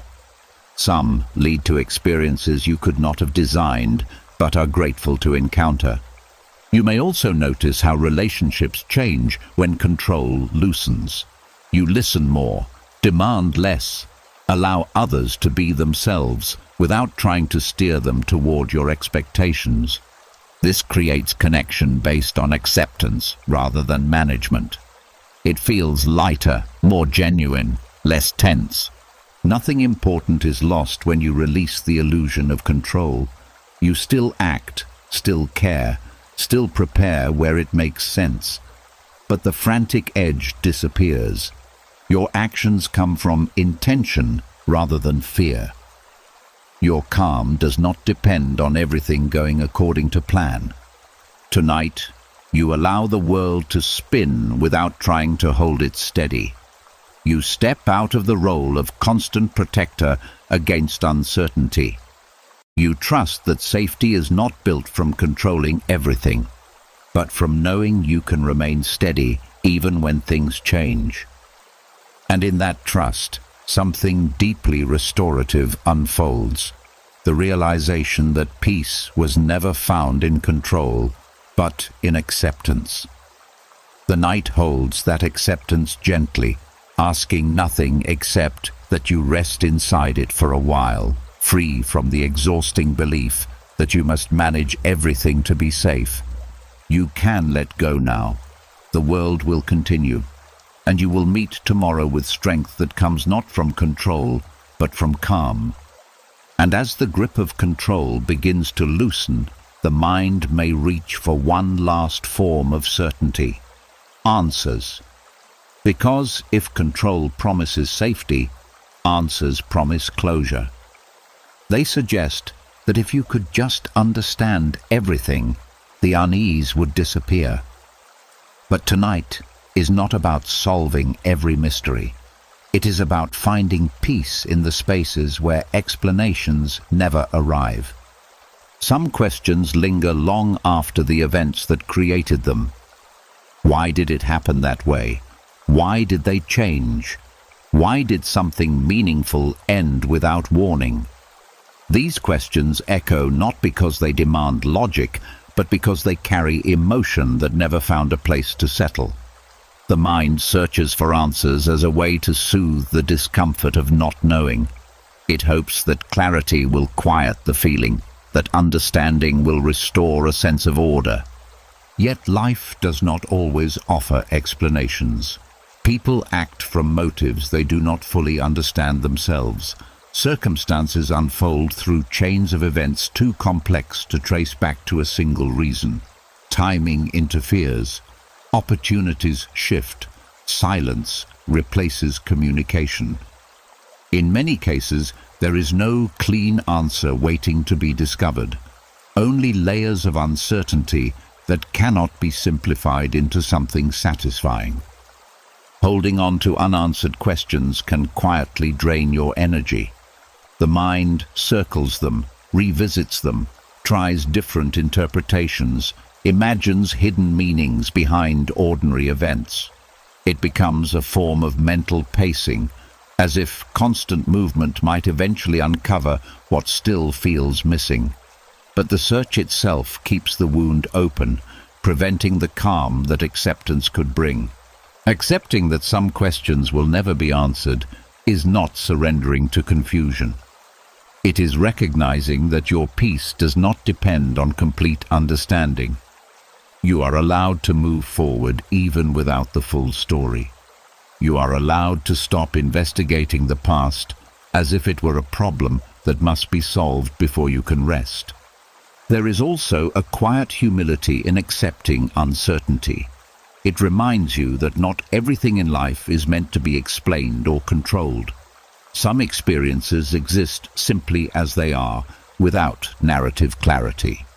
When you release the need for answers, you begin to trust your ability to live with ambiguity rather than fighting against it. The Stoics believed that wisdom includes knowing when a question is no longer useful. If an answer cannot change your present actions or bring meaningful insight, continuing to search for it only prolongs suffering. Turning your attention back to what you can influence restores balance. It shifts your focus from what is missing to what is still possible. As the night deepens, notice how the questions feel when you stop chasing them. They become quieter, less urgent, less demanding. They no longer dominate the silence. Instead of pressing forward, the mind settles back, allowing the unknown to remain unknown without panic. You may discover that acceptance does not erase curiosity, but it softens its edge. The questions can exist without controlling you. They become part of your story rather than obstacles to your peace. Over time, their emotional charge fades, leaving behind only a distant sense of wonder about how life unfolded the way it did. Nothing essential about you is incomplete because some answers never came. Your growth did not depend on perfect clarity. Your strength did not come from solving every mystery. It came from continuing despite uncertainty, from learning to stand steady even when the ground felt unclear. Tonight, you release the expectation that understanding must precede peace. You allow the unanswered to rest where they are, outside the circle of what you need to carry. You stop interrogating the past for information it cannot provide and return your attention to the present, where life is still unfolding. The silence that follows is not empty. It is spacious. It holds possibility instead of confusion, calm instead of urgency. You begin to feel how much lighter the mind becomes when it is not burdened by questions that have no resolution. You are still whole, even without every explanation, still capable of rest, still capable of clarity in the areas that matter. The unknown does not diminish your stability. It simply reminds you that life is larger than what can be understood. And in that realization, peace arrives quietly, settling into the space where questions once echoed, asking nothing except that you allow yourself to stop searching for a while. And as the unanswered questions begin to fade into the background, another restless pattern reveals itself, the quiet habit of replaying conversations long after they have ended.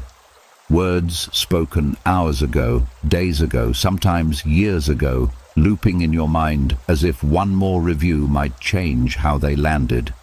Tonight is not about analyzing every exchange. It is about stepping out of the echo chamber of your own thoughts and letting silence finally be silence. Replaying conversations often starts as a search for reassurance. Did you say too much? Not enough. Did they misunderstand? Did you miss something hidden in their tone? The mind scans each detail, trying to decode what it might have meant, hoping to prevent future mistakes. It feels responsible, even thoughtful. But beneath it is anxiety, the fear of being judged, rejected, or seen in a way that does not match who you intended to be. Over time, this habit turns ordinary interactions into mental marathons. Instead of moving on, you carry every conversation with you, editing lines, imagining better responses, anticipating how it might be remembered. You become both participant and critic, replaying scenes that no one else is thinking about anymore. What was meant to last a few minutes stretches into hours of unnecessary tension. The The truth is that most people are too occupied with their own concerns to examine your words as closely as you do. They move on, distracted by their own responsibilities, emotions, and conversations. The pressure you feel exists mostly inside your own mind. You are holding on to something that has already dissolved for everyone else. Replaying also creates the illusion that control can be regained. If you analyze the interaction enough, maybe you can prepare for the next one, avoid embarrassment, ensure approval. But life does not follow scripts. Conversations are unpredictable because they involve multiple perspectives, emotions, and assumptions. No amount of rehearsal can guarantee a perfect exchange. There is a deeper cost to this habit. It keeps you anchored to the past instead of present for what is happening now. You may miss moments of calm because your attention is stuck in a conversation that is already over. You may feel tension in your body without realizing it comes from mental repetition, not current circumstances. The mind treats the memory as if it is still unfolding, triggering the same emotional reactions again and again. Ending this habit begins with recognizing that conversations are not contracts you must review for accuracy. They are living moments that pass once they occur. Some will feel smooth, others awkward, some misunderstood, some incomplete. None of them define your worth. They are simply interactions between imperfect people navigating imperfect situations. The Stoics encouraged a focus on intention rather than outcome.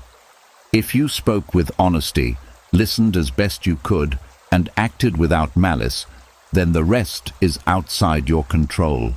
How your words were interpreted belongs to the other person's perspective, not to your responsibility. Releasing ownership of their reaction frees you from endless analysis. As the night deepens, notice what happens when you let the conversation drift away without pulling it back. The mind may try to return to it out of habit, but each time you gently redirect your attention to the present, the loop weakens. Eventually, the silence feels natural instead of uncomfortable. You may discover that stillness is not empty after all. It is restful. Without the constant playback, your thoughts become slower, less crowded. Your body softens because it is no longer reacting to imagined scenarios. You begin to trust that you do not need to perfect every past interaction to deserve peace. Nothing important is gained by revisiting what cannot be changed. The lesson, if there was one, has already been absorbed. Continuing to replay it only reopens tension without adding clarity. Peace grows when you allow moments to remain finished. Tonight, you step out of the endless review and into quiet acceptance. Conversations can end without analysis. Silence can exist without filling it with mental commentary. You are allowed to rest without preparing for tomorrow's dialogue in advance. What remains is not emptiness, but calm awareness, the kind that comes when your mind is no longer chasing echoes. You are here, in the present, free from the loop of words that no longer need your attention. And in that freedom, the night becomes gentler, holding you in a space where nothing needs to be explained, corrected, or replayed. Just quiet, steady rest, exactly as it was meant to be. And as the echoes of old conversations finally fall silent, another quiet realization begins to surface. The distance between the person you are now and the person you once believed you would become. Not in a harsh way, not as failure, but as a gentle awareness that life took turns you never predicted. Tonight is not about judging that difference. It is about releasing the version of the future that no longer fits the reality of who you are. There was a time when the path ahead felt clear. You pictured where you would be, what you would achieve, how your life would look once everything came together. That vision carried hope, motivation, even comfort during uncertain moments. It gave you something to move toward, something to measure progress against. But the future you imagined was built from limited experience, shaped by dreams that had not yet been tested by reality. As life unfolded, new responsibilities appeared. Unexpected losses reshaped priorities. Opportunities shifted direction. Some dreams evolved, others quietly faded. Yet part of you may still hold on to that original picture, comparing your present life to a blueprint drawn by a younger version of yourself. This comparison can create a subtle sense of disappointment, even when you have grown in ways that version of you could never have imagined. Letting go of who you thought you would become does not mean giving up on growth. It means acknowledging that growth rarely looks the way you expected. The strength you gained may not be the kind you once admired. The wisdom you carry may not come with visible achievements. The peace you seek now may matter more than the recognition you once chased. You did not become less, you became different. There is also a quiet grief in releasing that imagined future, not because it was guaranteed, but because it represented possibility. Saying goodbye to it can feel like closing a door on a life that might have been easier or more exciting. But holding on to it keeps you divided between what is and what never was. Peace returns when you allow your energy to belong fully to the present instead of stretching between two timelines. The Stoics understood that identity should not depend on outcomes beyond your control. They focused on the quality of character developed through experience rather than the external shape of success. When you adopt this perspective, your life stops being evaluated by how closely it matches an old plan and starts being appreciated for the resilience, clarity, and depth you have gained along the way. As the night deepens, notice how much tension came from trying to reconcile who you are with who you expected to be. That tension dissolves when you stop demanding alignment between them. You allow the person you have become to stand on their own without needing approval from the past. You may discover qualities in yourself that were never part of the original vision but are valuable in ways you did not anticipate. Patience, empathy, adaptability, the ability to endure and still remain kind. These are not signs that your life went off course. They are signs that you lived fully, responding to circumstances rather than resisting them. Nothing is wasted when you release the imagined future. The hopes you once held still contributed to your journey. They pushed you forward, shaped your decisions, taught you what truly matters. Their purpose was not to become permanent destinations, but to guide you until new understanding emerged. Tonight, you allow the old image of yourself to rest, not as something rejected, but as something completed. You thank it for the direction it once provided and gently set it down, making space for the person you are now to move freely without comparison. What remains is a quieter sense of identity, one rooted in presence rather than projection. You are no longer chasing a distant version of yourself. You are meeting life as it unfolds with openness instead of expectation. And in that release, something steady takes hold, a calm recognition that your worth was never tied to becoming a specific person. It was always present in your willingness to continue growing, adapting, and learning through whatever came your way. The night holds that understanding softly, reminding you that you are not behind, not lost, not unfinished. You are simply evolving in ways that could never have been planned. And that is not something to mourn. It is something to accept with quiet respect for the path you have walked. And as you release the image of who you were supposed to become, another quiet strength begins to take shape. The ability to step back from what no longer nourishes you even when nothing on the outside has changed yet. Because sometimes the most powerful form of leaving does not involve distance, explanations, or visible action. It happens quietly within you. Tonight is not about abandoning anything in anger.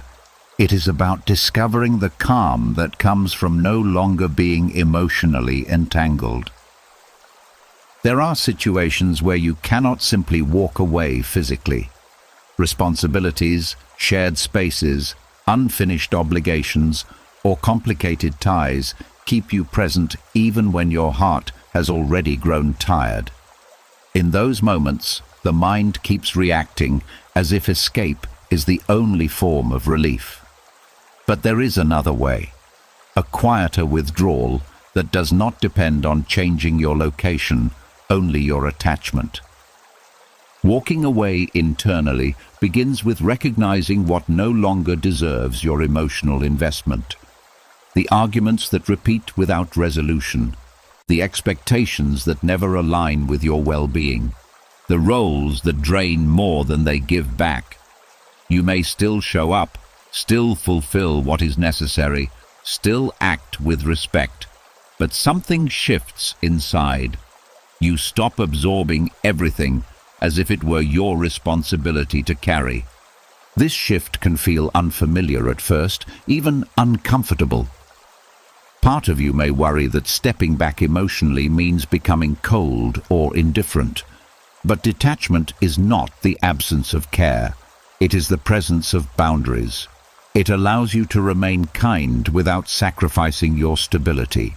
You are no longer pulled into every storm simply because it passes through your environment. There is also a quiet clarity that emerges when you stop trying to change what refuses to change. You see patterns more clearly because you are no longer inside them. You recognize which struggles were never yours to solve. This clarity reduces frustration, replacing it with acceptance. Instead of reacting, you observe. Instead of absorbing tension, you let it pass through without taking root. The Stoics practiced this kind of inner distance deliberately. They understood that external circumstances are not always under your control, but your response to them is. By shifting attention inward, they preserved their peace even in difficult environments. They did not wait for perfect conditions to feel calm. They created calm by adjusting their perspective. As the night deepens, notice how much energy was tied to trying to fix situations that were not ready to change. That energy begins to return to you when you step back. You no longer chase resolution where none is possible. You conserve your strength for what truly matters, your health, your clarity, your ability to remain steady. Walking away internally also frees you from the need for closure. You stop expecting a final moment that justifies your decision to detach. The justification becomes unnecessary because the peace you feel is proof enough. You do not need agreement from others to know that something inside you has shifted. You may still care about the people involved. You may still hope for improvement, but your well-being is no longer dependent on those outcomes. This independence reduces anxiety because your stability is anchored within you rather than in external change. Nothing dramatic needs to happen for this strength to exist. It is quiet, almost invisible, yet deeply transformative. You respond instead of react. You participate without losing yourself. You remain present without being consumed. Tonight, you allow yourself to step back from the emotional weight of situations you cannot control. You do not carry them into your rest. You do not rehearse tomorrow's challenges. You simply acknowledge that you have done enough for now. And in that acknowledgement, peace returns, not as escape, but as balance. You are still here, still capable, still connected to life, but no longer trapped inside what once drained you. The strength in walking away internally is not about distance from others. It is about closeness to yourself, a quiet loyalty to your own calm, a decision to protect your inner world even when the outer one remains complicated. As the night holds you in stillness, that strength settles gently into place, reminding you that you can remain grounded anywhere, not because the world is easy, but because you no longer give it the power to pull you apart from within. And as you settle into the quiet strength of stepping back internally, another subtle attachment begins to loosen. The desire to leave a lasting impression, to make sure your presence is not forgotten, to matter in ways that echo long after you are gone. Because beneath many of our efforts lies a quiet hope that someone will remember us, speak our name, hold on to what we did or who we were. Tonight is not about erasing your significance. It is about discovering the peace that comes when you no longer measure your life by how long it will be remembered. The need to be remembered often grows from a fear of fading into the background, of living a life that passes without acknowledgement. You may feel pressure to achieve something visible, to create something lasting, to leave proof that you were here and that your existence meant something. This pressure can shape decisions, pushing you toward paths that promise recognition rather than fulfillment. Yet recognition is fragile. It depends on the attention of others, on circumstances you cannot control, on time that eventually reshapes everything. History is filled with people who were once celebrated and are now barely recalled. Entire lives of effort reduced to brief mentions or forgotten entirely. This is not a tragedy. It is the natural movement of time. New generations arrive with new priorities, new stories, new concerns. What remains meaningful is not whether you are remembered widely, but whether you lived sincerely while you were here. Releasing the need to be remembered shifts your focus from legacy to presence. Instead of asking how you will be seen in the future, you begin to ask how you are living now. You stop performing for an imagined audience and start acting from genuine intention. Kindness becomes quieter because it no longer seeks recognition. Effort becomes steadier because it is no longer tied to applause. There is also a deep relief in accepting that your worth does not depend on permanence. You do not need to leave a mark on the world to justify your existence. Your experiences, your relationships, the moments of care you offered, these mattered even if they leave no permanent trace.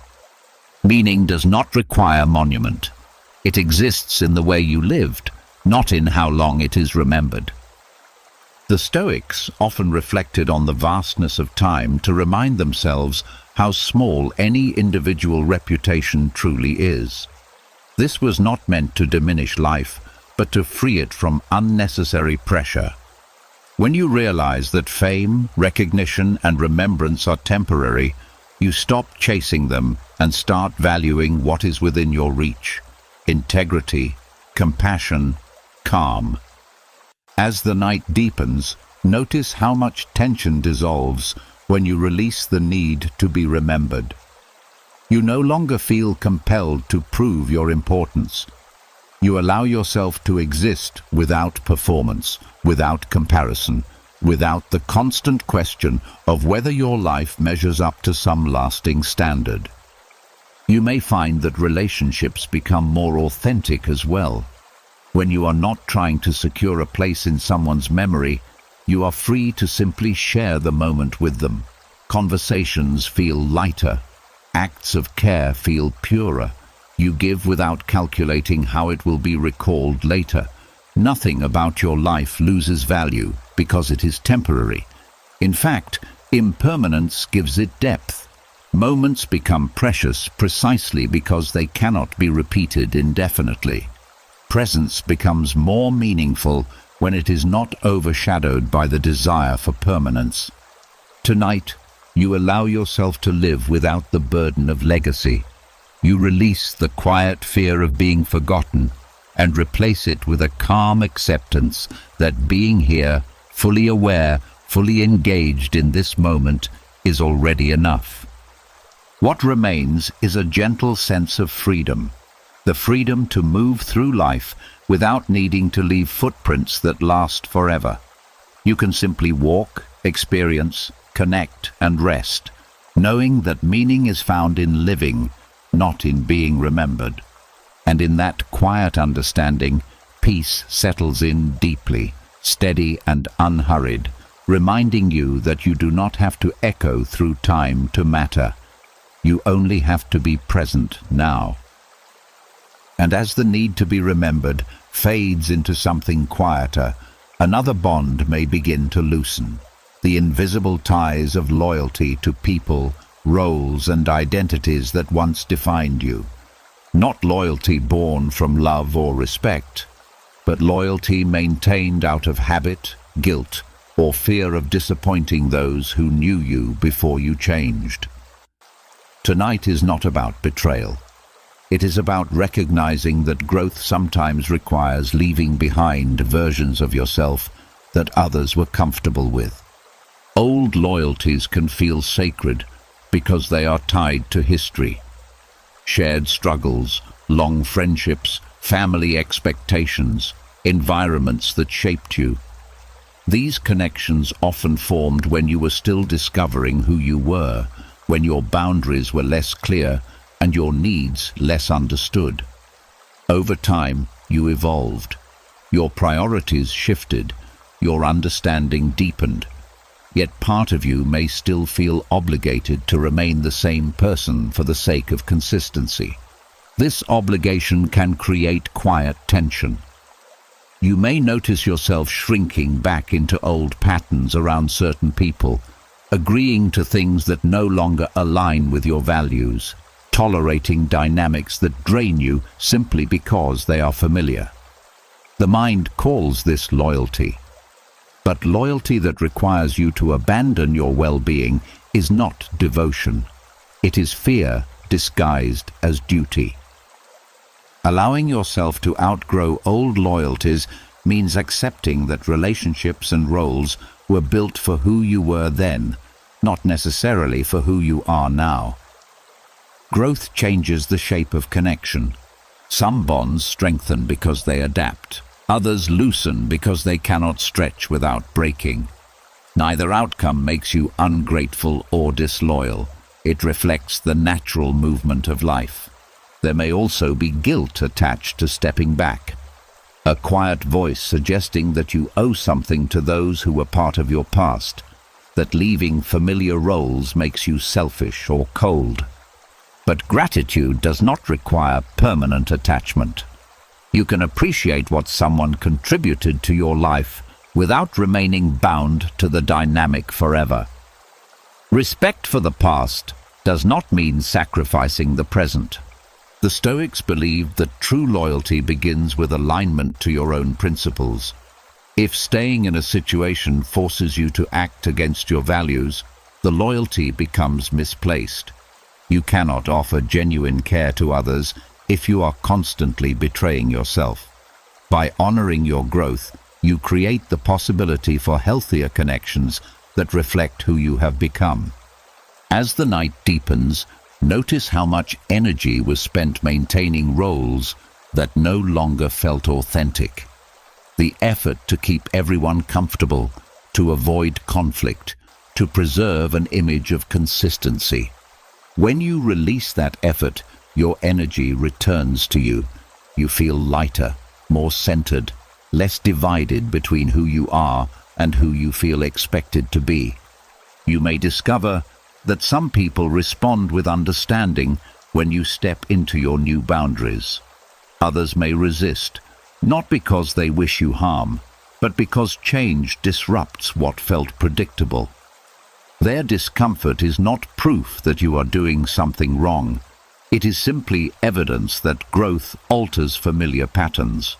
Nothing meaningful about your past relationships is erased by evolving. The memories remain, the lessons remain, the appreciation remains. Only the obligation fades, the sense that you must remain unchanged to honor what once was. Tonight, you give yourself permission to move forward without dragging outdated loyalties behind you. You are allowed to redefine your commitments based on who you are now, not who you used to be. You are allowed to choose peace over familiarity, authenticity over obligation.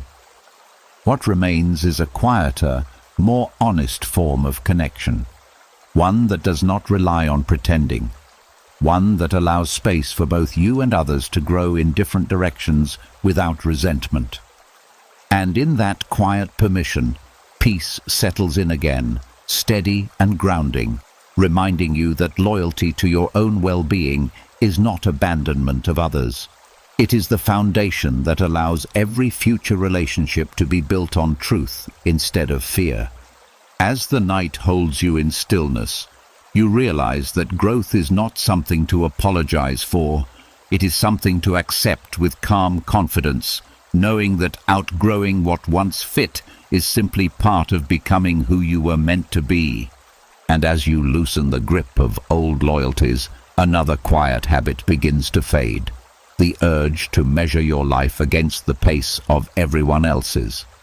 Because comparison rarely announces itself loudly, it slips in through small thoughts, through questions about where you should be by now, through the uneasy feeling that time is moving differently for you than it is for others. Tonight is not about catching up.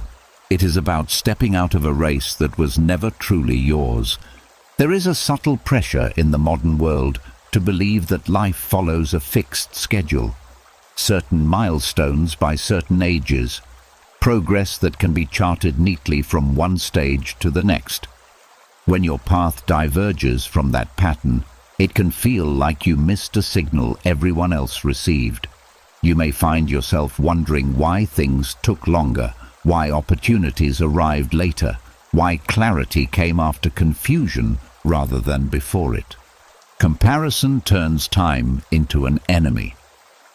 Instead of experiencing your life as it unfolds, you evaluate it constantly, scanning for evidence that you are on track.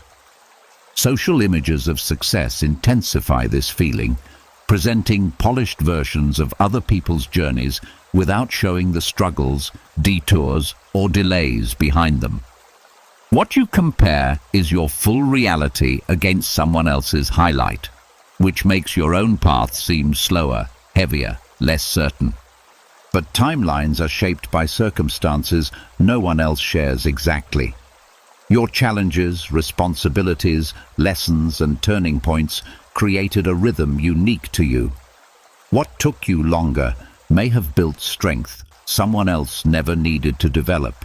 What arrived later may be appreciated more deeply because of what you endured beforehand. Delay does not mean deficiency. It often means preparation in disguise. Letting go of comparison restores a sense of dignity to your journey. You stop treating your life as a project that must meet external deadlines and start seeing it as a process unfolding at its own pace. You realize that meaning is not tied to speed. Some of the most important growth happens slowly, quietly, without visible milestones to mark it. The Stoics understood that time is not something you control, only something you participate in. When you accept this, urgency softens. You no longer rush experiences that need time to mature. You no longer resent the seasons of waiting that shaped your patience and resilience. You begin to trust that each phase had a purpose, even if it was not obvious at the moment. As the night deepens, notice how much tension came from comparing your internal life to external timelines. That tension dissolves when you allow your pace to be your own. The pressure to accelerate disappears. The fear of being left behind fades, replaced by the calm recognition that there was never a universal schedule to begin with. You may discover that freedom in your timing opens space for curiosity again.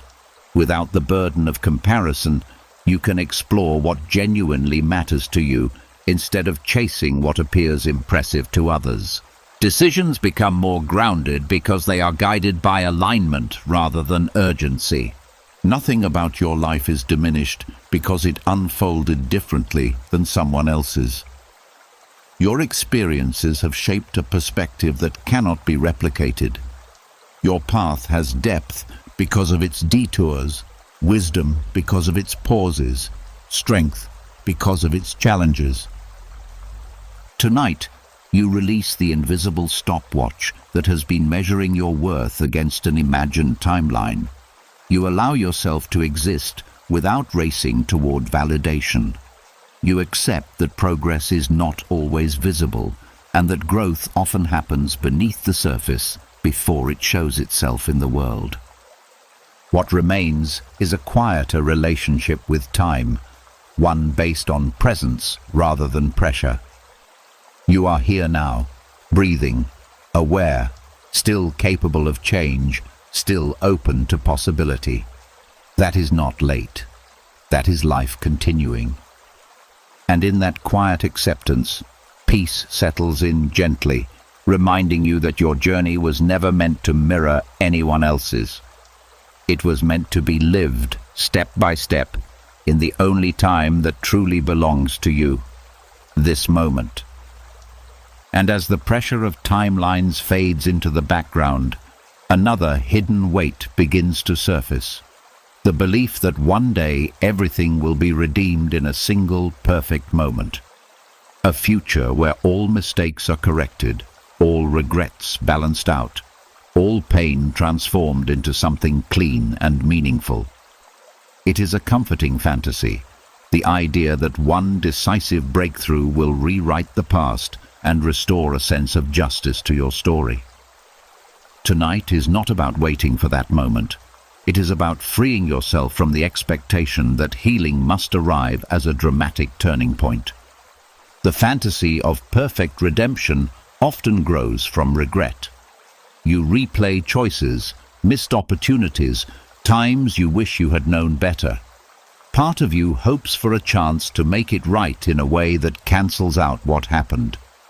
You imagine a scenario where everything aligns, where you finally prove to yourself and others that you are not defined by those earlier chapters. This hope can feel motivating, but it also keeps you anchored to the past, postponing peace until a future event that may never come. Life rarely offers clean resolutions. Growth happens in uneven steps, small corrections, quiet improvements that do not erase what came before, but slowly reshape what comes next. Waiting for a perfect redemption keeps you focused on a single outcome instead of appreciating the gradual progress already unfolding. It turns healing into a performance rather than a process. There is also a hidden harshness in this fantasy. It suggests that you must achieve something extraordinary to deserve peace, that ordinary progress is not enough, that your past requires compensation rather than understanding. This mindset keeps you locked in self-judgment, always measuring yourself against an imagined standard of transformation. Abandoning this fantasy does not mean giving up on change. It means recognizing that redemption is not a destination, but a direction. Every time you choose honesty over avoidance, patience over reaction, compassion over resentment, you are already moving toward healing. These moments may not feel dramatic, but they are real, sustainable, and deeply meaningful. The Stoics believed that character is shaped by consistent action, not by a single defining event. They valued daily discipline over sudden transformation. When you adopt this perspective, you stop waiting for a moment that will fix everything and start valuing the quiet stability you build over time. Redemption becomes less about proving something and more about living differently from this point forward. As the night deepens, notice how much relief comes from letting go of the need for a grand resolution. You no longer feel pressured to rewrite your story in one sweeping act. You allow the past to remain part of you without demanding that it justify itself through future success. You may discover that acceptance creates more peace than correction ever could. When you stop fighting to make the past look different, you reclaim the energy that was trapped in that struggle. You begin to see that nothing meaningful about you depends on achieving a perfect ending. Nothing about your worth requires redemption. You were never meant to become flawless to deserve calm. The mistakes, confusion, and imperfect decisions were part of learning how to live, not evidence that you must compensate forever. Tonight, you release the image of a future moment that will finally make everything right. You step out of the story where you must redeem yourself and into the present, where you are simply allowed to be a person still growing, still learning, still worthy of rest. What remains is quieter but more stable, a sense that healing does not arrive as applause or dramatic closure, but as a gradual softening of tension, a growing compassion for the person you were, and a steady commitment to the person you are becoming. And in that quiet shift, peace settles in once again, not as a reward for perfection, but as a natural state that emerges when you stop demanding that life resolve itself according to a script. As the night holds you in stillness, you realize that redemption was never something you had to earn through a single act. It has been unfolding all along, in the quiet ways you continued despite everything, in the simple courage of choosing to keep moving forward. And as the illusion of a perfect redemption dissolves, another hidden burden begins to surface. The quiet sense that you owe something to people, situations, or versions of yourself that no longer exist. Not a real debt written on paper, but an emotional one. A feeling that you must keep giving, keep apologizing, keep showing up because of something that happened long ago. Tonight is not about denying kindness or responsibility. It is about recognizing the difference between genuine care and guilt that has outlived its purpose. Emotional debts often begin in moments of vulnerability. Someone helped you when you were struggling. Someone stayed when others left. Someone sacrificed something for you or made you feel seen when you needed it most. Gratitude for those moments is natural, but over time, gratitude can quietly transform into obligation, especially if you fear losing the connection that formed around that support. You start to believe that you must always be available, always accommodating, always loyal, even when the relationship becomes heavy or unbalanced. There are also debts that were never explicitly asked for, yet you carry them as if they were contracts. Expectations from family, pressure from past roles, guilt from decisions that affected others. You may feel responsible for emotions that were never yours to manage, as if your peace depends on keeping everyone else comfortable. This creates a constant background tension, a sense that rest must be earned through endless giving. Letting go of emotional debts begins with a simple truth. Gratitude does not require permanent sacrifice. You can appreciate what someone did for you without surrendering your future to repay it indefinitely. Support given freely is not meant to become a chain. It was meant to help you stand, not to keep you tied to the past. The Stoics believe that obligations should be guided by reason and fairness, not by fear or guilt. When you examine what you feel you owe, you may discover that much of it was assumed rather than agreed upon.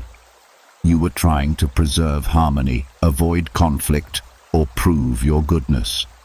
But peace built on self-neglect cannot last. As the night deepens, notice how much energy was spent honoring debts that no one is collecting.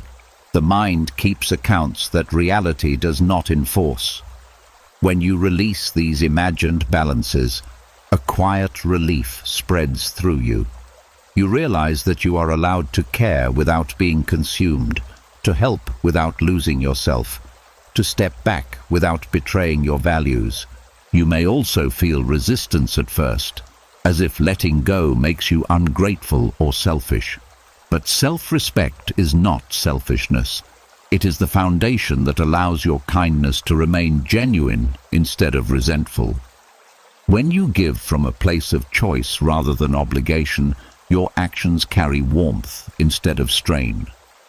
Nothing meaningful about your past support disappears when you stop overpaying for it. The gratitude remains, the memory remains, the respect remains. Only the burden fades. The belief that you must keep compensating for something that has already been acknowledged. Tonight, you release the invisible ledger you have been carrying. You stop calculating how much you owe and to whom. You allow your relationships to exist in the present instead of being bound by old emotional transactions. What remains is lighter, simpler, more honest. You are free to show up as you are now, not as someone trying to repay a debt that never had an endpoint. You are free to rest without feeling that rest must be justified. And in that freedom, peace settles in again, steady and quiet, reminding you that your life is not a repayment plan. It is an experience meant to be lived with balance, with care, with the understanding that kindness offered once does not obligate you forever. As the night holds you in calm, you realize that you were never meant to carry those debts into every tomorrow. They belong to a moment that has already passed. What belongs to you now is the space to breathe, to recover, to move forward without invisible chains pulling at your steps. And as the weight of emotional debts finally loosens, another quiet presence may rise to the surface, the regrets that were never spoken aloud. Not the ones you openly acknowledged, but the ones that stayed hidden, folded into silence, carried privately because you believed there was no point in expressing them. Tonight is not about reopening old wounds. It is about allowing those silent regrets to lose their grip without needing to rewrite the past. Unspoken regrets often linger because they never found closure. Words you wish you had said, chances you did not take. Apologies that remained trapped in hesitation. You may tell yourself that it is too late, that bringing them up would change nothing, so you carry them quietly instead. Yet silence does not dissolve regret. It preserves it, keeping it suspended in a space where it cannot heal. There is also a fear beneath these regrets. The fear that acknowledging them will confirm that something valuable was lost.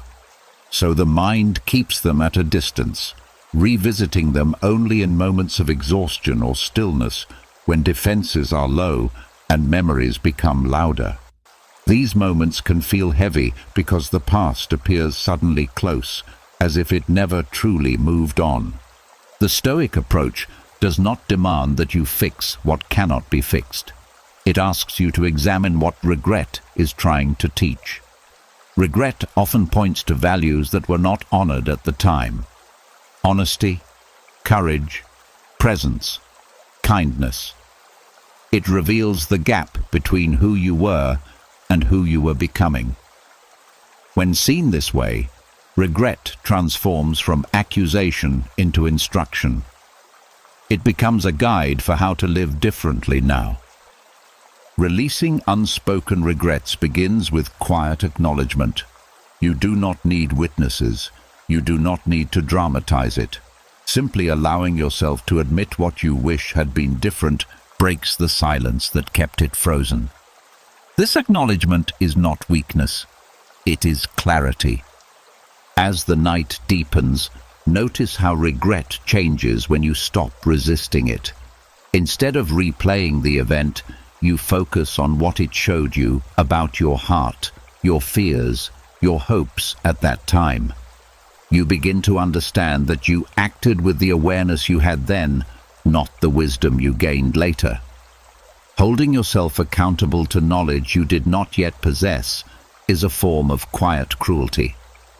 The Stoics believed that the past is beyond correction, but the present is always available for improvement. When you accept this, regret loses its power to punish. It becomes motivation to align your actions with your values from this moment forward. You cannot speak the words you once withheld, but you can speak honestly now. You cannot take the risk you once avoided, but you can choose courage in future decisions. There is also a gentle forgiveness that emerges when you view your past self with compassion instead of judgment. That version of you was navigating uncertainty, doing the best they could with limited understanding. They were not trying to create pain. They were trying to survive, to protect themselves, to make sense of what felt overwhelming. Nothing meaningful is gained by carrying regret as a permanent burden. The lesson remains even after the weight is released. In fact, the lesson becomes clearer when it is no longer clouded by self-blame. You begin to see how those experiences shaped your empathy, your awareness, your ability to recognize what truly matters. Tonight, you allow the unspoken regrets to surface gently, without resistance, without shame. You acknowledge them as part of your story, not as verdicts against your worth. You let them settle into the past where they belong, no longer demanding attention. What remains is quieter, a sense of maturity, of having walked through experiences that refined you rather than defined you. You are not the person who made those choices anymore. You are the person who learned from them. And in that realization, peace returns once again, soft and steady, reminding you that growth often comes disguised as regret until you understand its purpose. As the night holds you in stillness, you feel the past loosen its hold, not because it changed, but because you no longer need to carry it forward. What you carry now is wisdom, and wisdom is lighter than regret, easier to hold, easier to live with as you step into whatever tomorrow brings. And as unspoken regrets soften into quiet understanding, one final tension begins to ease. The belief that you should have done more, known more, been more than you were at the time. This belief can linger even after you forgive yourself, whispering that perhaps you could have prevented the outcome if only you had tried harder or seen clearer. Tonight is not about analyzing your past decisions again. It is about accepting a simple truth that the mind often resists. You acted with the awareness you had, not the wisdom you gained later. It is easy to look backward with the knowledge you carry now and judge your past self harshly. From this vantage point, the right path may seem obvious, the warning signs unmistakable, the better choices clear. But at the time, the situation felt different. You were navigating uncertainty, limited information, emotions that clouded perspective, pressures that influenced your judgment. You did not have the clarity you possess now, because clarity often comes only after experience. Holding yourself accountable for knowledge you did not yet have creates an impossible standard. It demands perfection from a version of you that was still learning. This expectation keeps you trapped in self-criticism, as if your past mistakes invalidate the effort you were making simply to move forward. But effort matters. Intention matters. Survival in difficult moments matters, even if the outcome was not ideal. Accepting that you did enough with what you knew does not mean ignoring responsibility. It means recognizing the context in which your decisions were made. You were responding to the information, emotions, and circumstances available to you then. You were doing your best to protect yourself, to maintain stability, to choose a direction when none felt completely safe. That is not failure. That is being human. The Stoics believed that wisdom grows through reflection, not through punishment. When you review your past with compassion instead of condemnation, you extract the lessons without carrying the pain unnecessarily. You begin to see your earlier choices as stepping stones rather than stains. Each decision, even the flawed ones, contributed to the understanding you have now. As the night deepens, notice how the weight of self-judgment begins to lift when you stop expecting your past self to have been someone else. You allow them to be exactly who they were: uncertain, hopeful, afraid, determined, imperfect. You acknowledge that they were trying, even when they stumbled. You recognize that without their attempts, you would not be here with the insight you now possess. There is also quiet dignity in accepting your limitations at the time. You did not control every factor. Other people's choices, unpredictable events, timing beyond your influence, all played roles in shaping what happened. Carrying sole responsibility for outcomes that involved many forces only deepens unnecessary guilt. Nothing meaningful about your growth is lost when you release the belief that you should have done more. In fact, growth becomes clearer because it is no longer overshadowed by shame. You see how far you have come instead of how far you think you fell short. Tonight, you allow your past efforts to be enough. You stop measuring them against impossible standards. You acknowledge the courage it took to keep going when you did not have certainty, the strength it took to make decisions without guarantees, the resilience it took to continue even when you doubted yourself. What remains is gentler.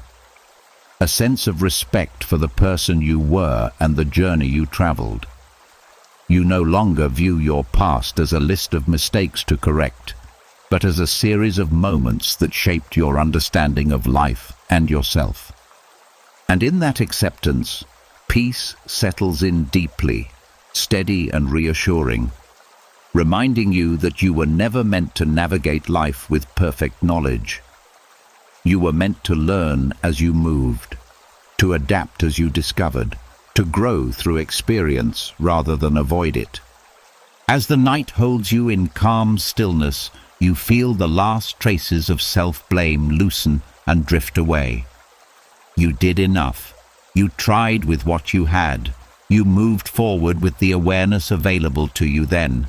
Now, you are allowed to rest, not because everything was flawless, but because everything that happened brought you to a place where understanding is finally possible. And as acceptance settles over the past, another quiet pressure begins to dissolve.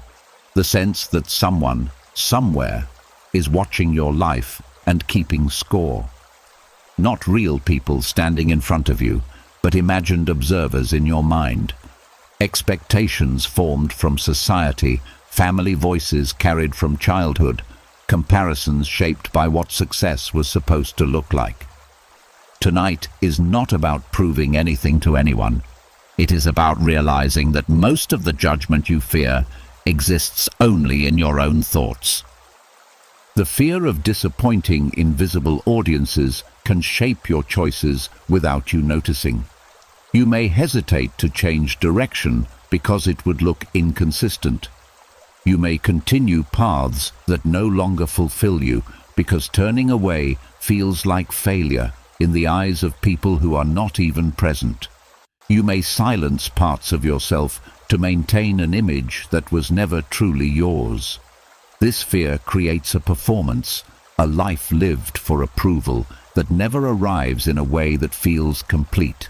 These invisible audiences are often echoes of real influences: teachers who defined success narrowly, relatives who valued appearance over authenticity, cultural messages about what a meaningful life should look like.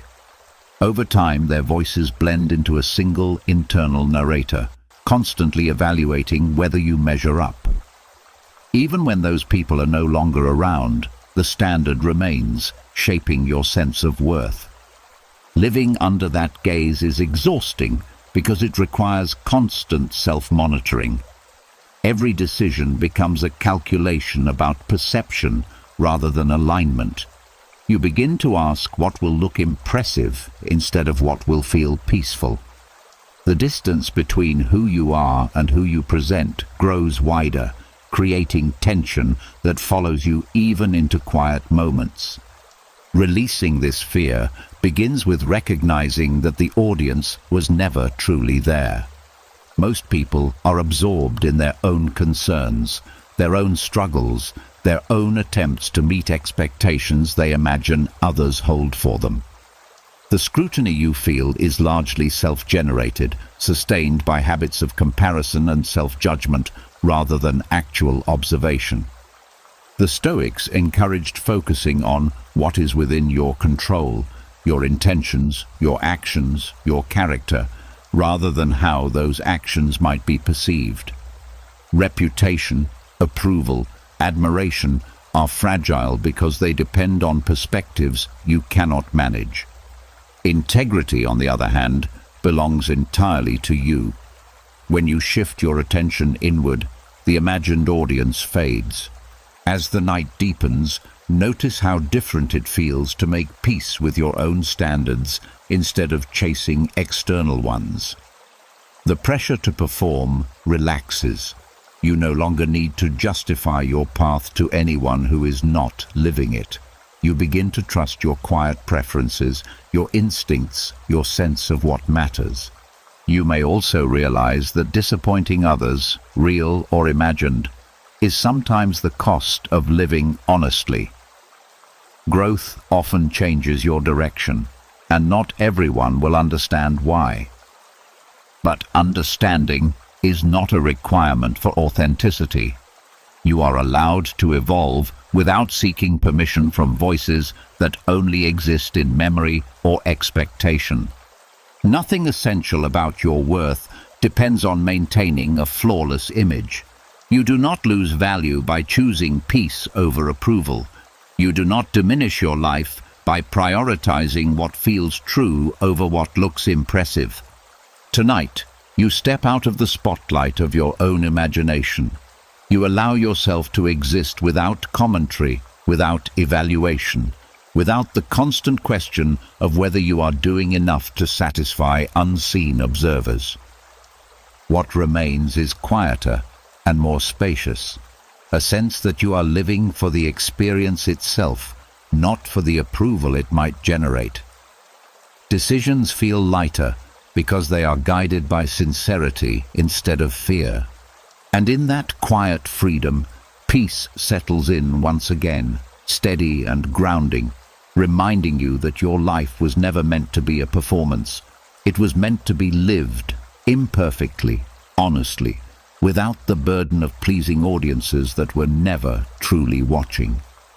As the night holds you in stillness, you realize that the only presence you need to be at peace with is your own. And that realization, simple and profound, is enough to let you rest without pressure, without expectation, without fear. And as the pressure of invisible expectations fades into silence, what remains is something deeper and more personal, the quiet habit of punishing yourself for things that have already passed. Not through dramatic actions, but through harsh thoughts, denial of rest, refusal to feel peace, as if suffering were the only way to balance the scales.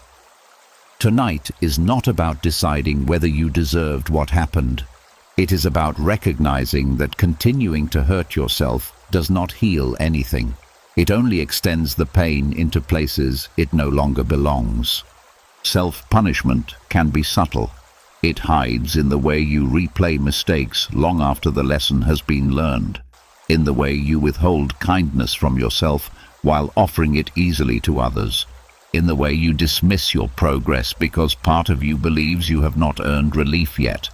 It feels like accountability, but it is actually a refusal to allow healing. Often, this pattern begins with the belief that pain proves responsibility. If you suffer enough, it shows that you care, that you understand the impact of what happened. Letting go can feel like disrespecting the seriousness of the past. So you hold on to guilt as a form of tribute, as if carrying it longer somehow makes things right. But guilt that never transforms into growth becomes a cage rather than a guide. The Stoics understood that regret should lead to correction, not to endless punishment. Once you have reflected, learned, and adjusted your actions, continuing to condemn yourself serves no purpose. It drains the energy needed to live better now. Wisdom requires closure, not prolonged self-attack. There is also a quiet misunderstanding behind self-punishment, the idea that you must suffer to deserve peace. But peace is not a reward handed out after enough pain. It is a state you allow when you stop resisting your own humanity. You were never meant to carry every mistake forever. You were meant to learn, to grow, and then to continue living with greater awareness. As the night deepens, notice how heavy the body feels when the mind is still fighting itself. Shoulders tense, breath shallow, thoughts circling the same accusations. When you decide to stop punishing yourself, even for a moment, the body responds immediately. The breath softens, the muscles loosen. The nervous system recognizes that the threat is no longer coming from within. Ending self-punishment also requires compassion for the version of you that made those decisions. That person was not trying to cause harm. They were navigating confusion, pressure, fear, or pain. They needed understanding, not condemnation. When you offer that understanding now, you close a wound that punishment could never heal. Nothing meaningful about your growth depends on carrying suffering forward. The lessons remain even when the pain is released. In fact, they become clearer because they are no longer entangled with shame. You can remember without reliving. You can acknowledge without accusing. Tonight, you allow this to be the moment where the punishment ends, not because the past was perfect, but because continuing to hurt yourself will not change it. You set down the internal gavel, the quiet verdict you kept repeating in your thoughts. What remains is unfamiliar at first, a gentleness you may not have offered yourself in a long time. It feels almost undeserved, which is how you know it is necessary.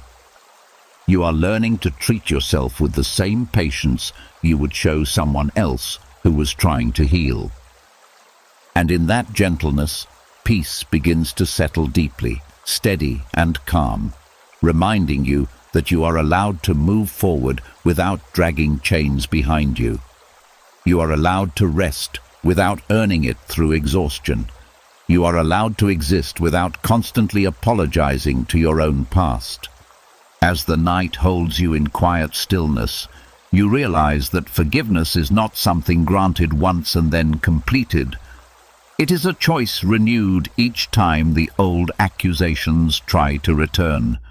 And tonight, you choose differently. You choose to release the punishment. You choose to let the healing stand on its own. You choose to rest, finally, without conditions. And as self-punishment loosens its grip, another quiet story begins to fade.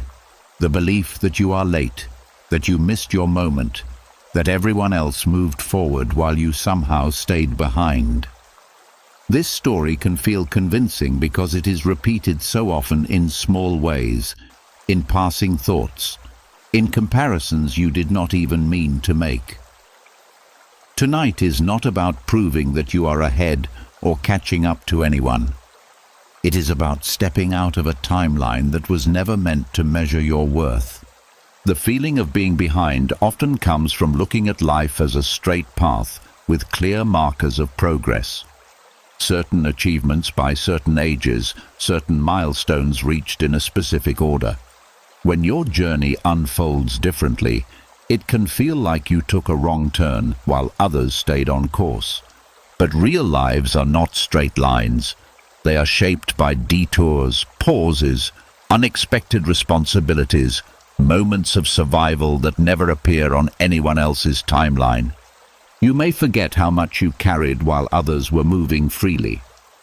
Challenges that slowed you down also strengthened you in ways that cannot be seen from the outside. Time spent healing, adapting, or simply enduring was not wasted time. It was preparation.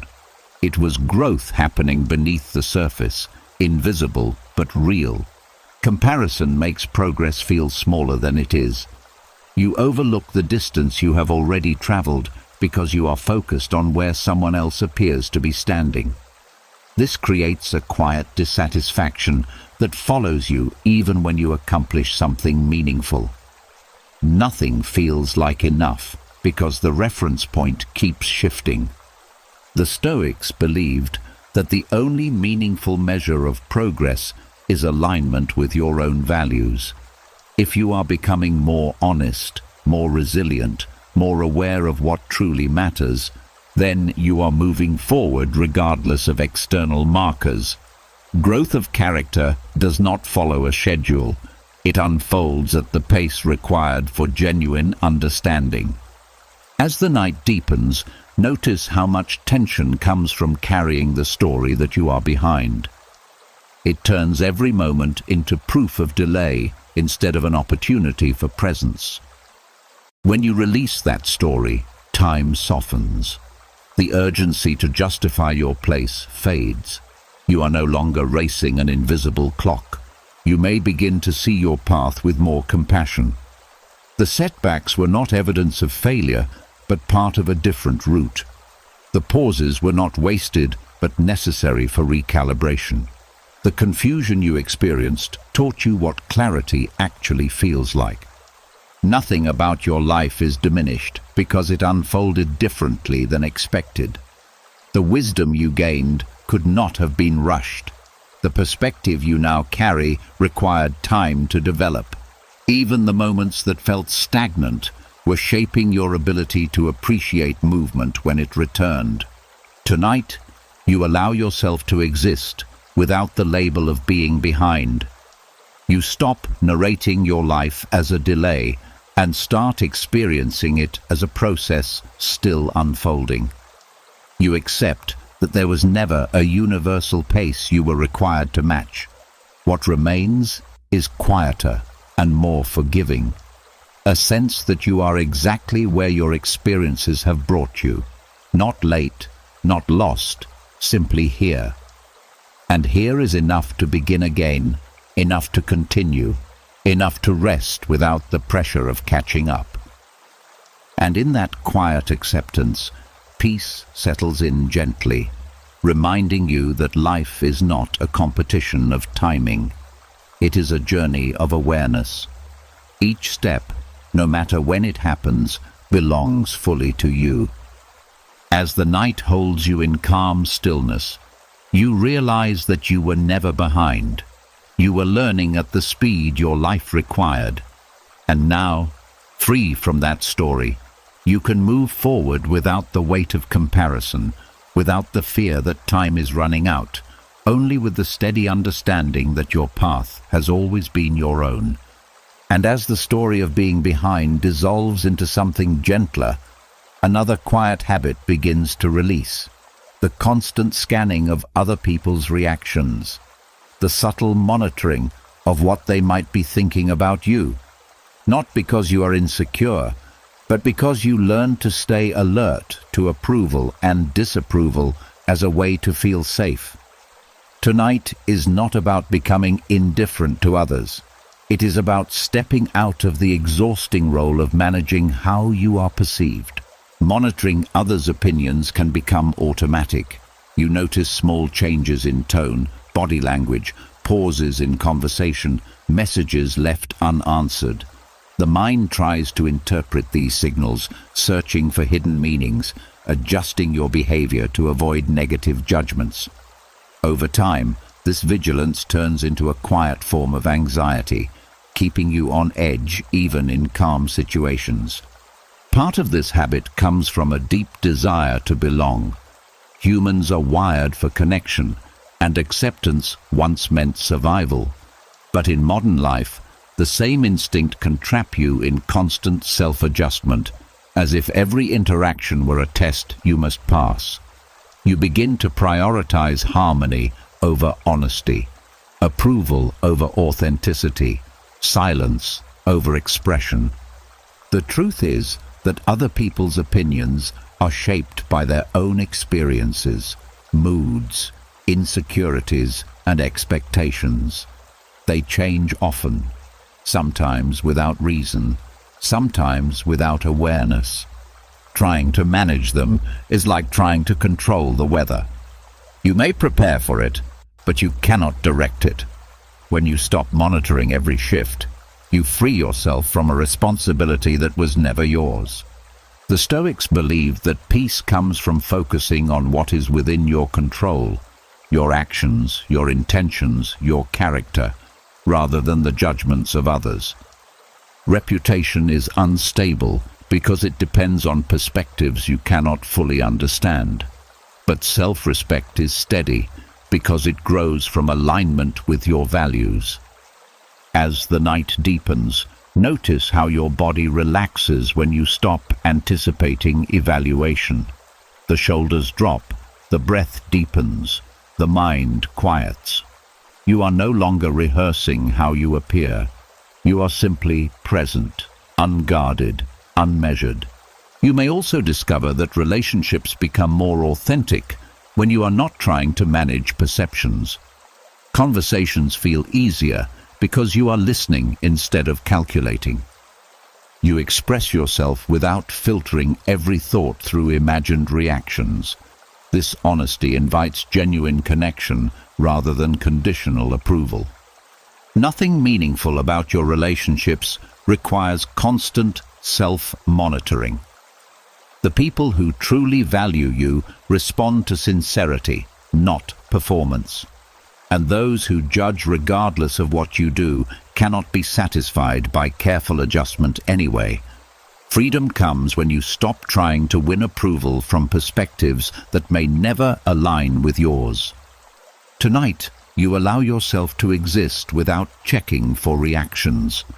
You release the habit of scanning for signs of acceptance or rejection. You trust that your worth does not fluctuate based on passing opinions. What remains is calm and steady, a sense of being grounded in yourself rather than scattered across the expectations of others. You feel the space between stimulus and response, the freedom to choose how you engage instead of reacting automatically. And in that quiet space, peace settles in deeply, reminding you that you were never meant to carry everyone's perceptions in your mind. You were meant to live, to experience, to connect without the constant burden of evaluation. As the night holds you in stillness, you realize that you can care about people without surrendering your inner balance to their opinions. You can listen without absorbing every judgment. You can move through life guided by your own clarity rather than the shifting winds of approval. And that realization feels like freedom, quiet, steady, and finally, your own. And as the need to monitor others' opinions fades into the background, another quiet pressure begins to release. The constant urge to fix what feels broken, to step in, to carry responsibility for things that were never fully yours. Not because you wanted control, but because caring made you feel obligated to restore balance wherever you saw pain or disorder. Tonight is not about becoming passive. It is about recognizing that not everything requires your intervention to be at peace. The urge to fix everything often grows from empathy. You notice discomfort quickly. You sense tension in conversations, strain in relationships, chaos in situations that others seem able to ignore. Instead of stepping back, you move closer, believing that if you just try harder, think smarter, give more, you can prevent things from falling apart. At first, this feels like strength, but over time, it becomes exhaustion. Part of this habit comes from the belief that problems left unresolved will somehow become your fault. You may feel responsible for maintaining harmony, for smoothing over conflicts, for anticipating needs before they are expressed. When something goes wrong, your mind searches for ways you could have prevented it, even when the outcome depended on factors far beyond your reach. Yet not everything is yours to repair. Some situations belong to other people's growth, other people's choices, other people's timing. Intervening too much can actually prevent the lessons that were meant for them. It also deprives you of the energy needed to care for your own well-being. The Stoics believed that wisdom includes knowing where your influence ends. They focused on effort rather than outcome, understanding that you can act with integrity without guaranteeing results. This perspective allows you to offer help without attaching your peace to whether the problem disappears. As the night deepens, notice how heavy it feels to carry responsibility for everything around you. The mind remains alert, scanning for what needs correction next, rarely allowing itself to rest. When you release that responsibility, even briefly, the body softens. You realize how long you have been holding tension in anticipation of the next crisis. Letting go of the urge to fix everything does not mean you stop caring. It means you choose where your care is most effective. You help when you can, but you do not sacrifice yourself trying to control outcomes that are not yours to determine. You allow space for others to navigate their own paths, even if those paths include mistakes or discomfort. You may also discover that some problems resolve themselves when you stop interfering. Time, perspective, and natural consequences can create clarity that forced solutions could not. Trusting this process requires patience, but it frees you from the illusion that you must hold everything together. Nothing meaningful about your compassion is lost when you set boundaries around your responsibility. In fact, your kindness becomes more sustainable because it is no longer driven by urgency or fear. You give from steadiness rather than depletion. Tonight, you allow yourself to step back from the role of constant fixer. You acknowledge that your presence alone, calm and grounded, is sometimes more valuable than any solution you could impose. You stop searching for problems to solve and simply allow the moment to exist as it is. What remains is a quieter form of strength, the ability to witness without absorbing, to care without controlling, to support without overextending. You feel the difference between involvement and entanglement, between compassion and responsibility. And in that quiet balance, peace settles in once again, steady and reassuring, reminding you that the world does not require you to hold it together alone. You are allowed to rest, to release, to trust that life will continue unfolding even when you are not actively repairing it. As the night holds you in stillness, you realize that letting go of this urge does not diminish your value. It restores your energy. It returns you to yourself. And in that return, you find a calm that was always there, waiting for you to stop trying to fix everything long enough to feel it. And as the urge to fix everything finally loosens, another deeper habit begins to surface. The constant need to know what will happen next, to feel certain before you allow yourself to relax. Not because you are controlling, but because uncertainty has felt like danger for so long. You learn to prepare, to predict, to plan for every possible outcome so nothing could catch you off guard. Tonight is not about abandoning responsibility. It is about discovering that peace does not require guarantees. The addiction to certainty often hides behind productivity and caution. You double-check decisions, rehearse conversations, analyze possibilities, searching for the safest path before you move forward. It feels wise, even necessary. But the search for complete certainty never ends because life does not provide it. Every answer leads to new questions. Every plan faces unexpected variables. Every sense of security eventually shifts. Living this way keeps the mind in a state of constant vigilance. Even when nothing is wrong, you anticipate what could go wrong. You delay rest until everything feels resolved, yet resolution never fully arrives. The future becomes something to manage instead of something to experience. In trying to prevent discomfort, you create a different kind of tension, the exhaustion of always bracing for impact. Certainty promises safety, but it quietly takes freedom. It narrows your choices to only what feels predictable, preventing growth that requires stepping into the unknown. It makes spontaneity feel risky and change feel threatening. Yet some of the most meaningful moments in life happen precisely because they were not planned. The Stoics understood that uncertainty is not an obstacle to peace, but a condition of existence. They trained themselves to focus on preparation of character rather than prediction of events. Instead of asking what will happen, they asked how they would respond if it did. This shift transforms uncertainty from a threat into a space where resilience can operate. As the night deepens, notice how the body relaxes when you stop trying to foresee everything. The mind slows because it is no longer racing ahead of the present moment. You realize that right now, in this quiet space, nothing demands prediction. You are simply here, breathing, aware, safe enough to rest.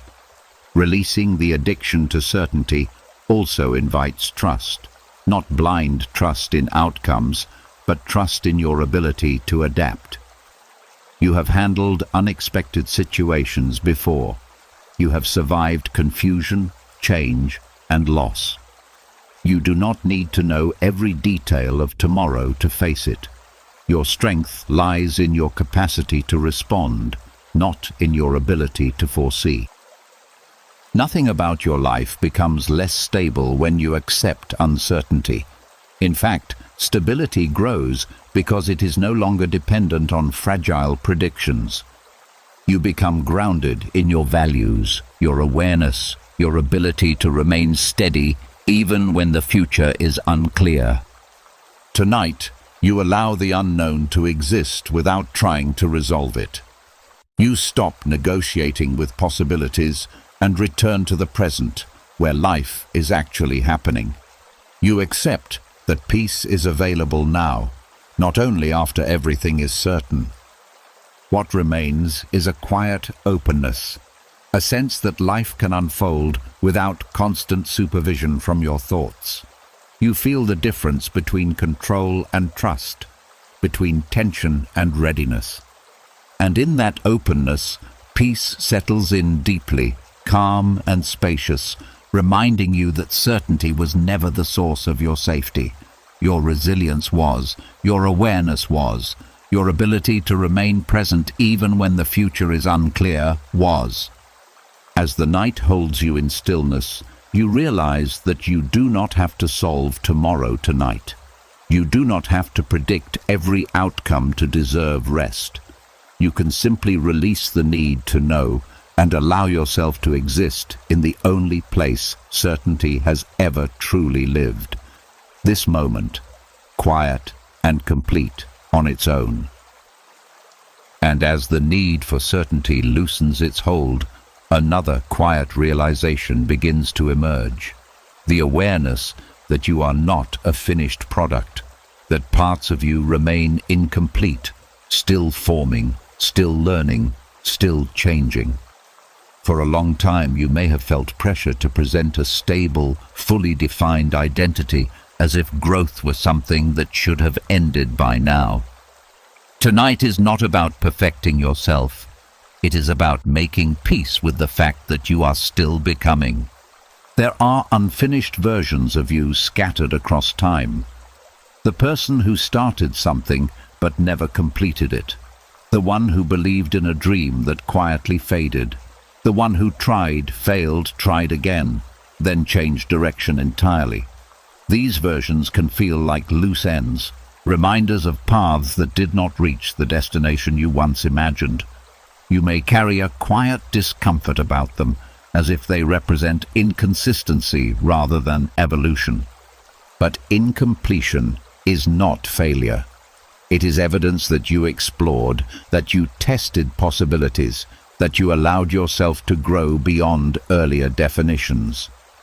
Every unfinished version of you contributed something: skills, insight, resilience, awareness of what truly matters. They were chapters, not mistakes. The discomfort comes from expecting your life to follow a clean narrative, when in reality it unfolds more like a collection of experiments. There may also be traits you hope to outgrow completely, but still recognize in yourself. Fears that return unexpectedly, habits that take longer to change, sensitivities that never fully disappear. You may judge yourself for these, believing you should be further along by now. Yet growth is rarely linear. Old patterns surface not because you have failed, but because healing happens in layers. The Stoics accepted human imperfection as part of the process of wisdom.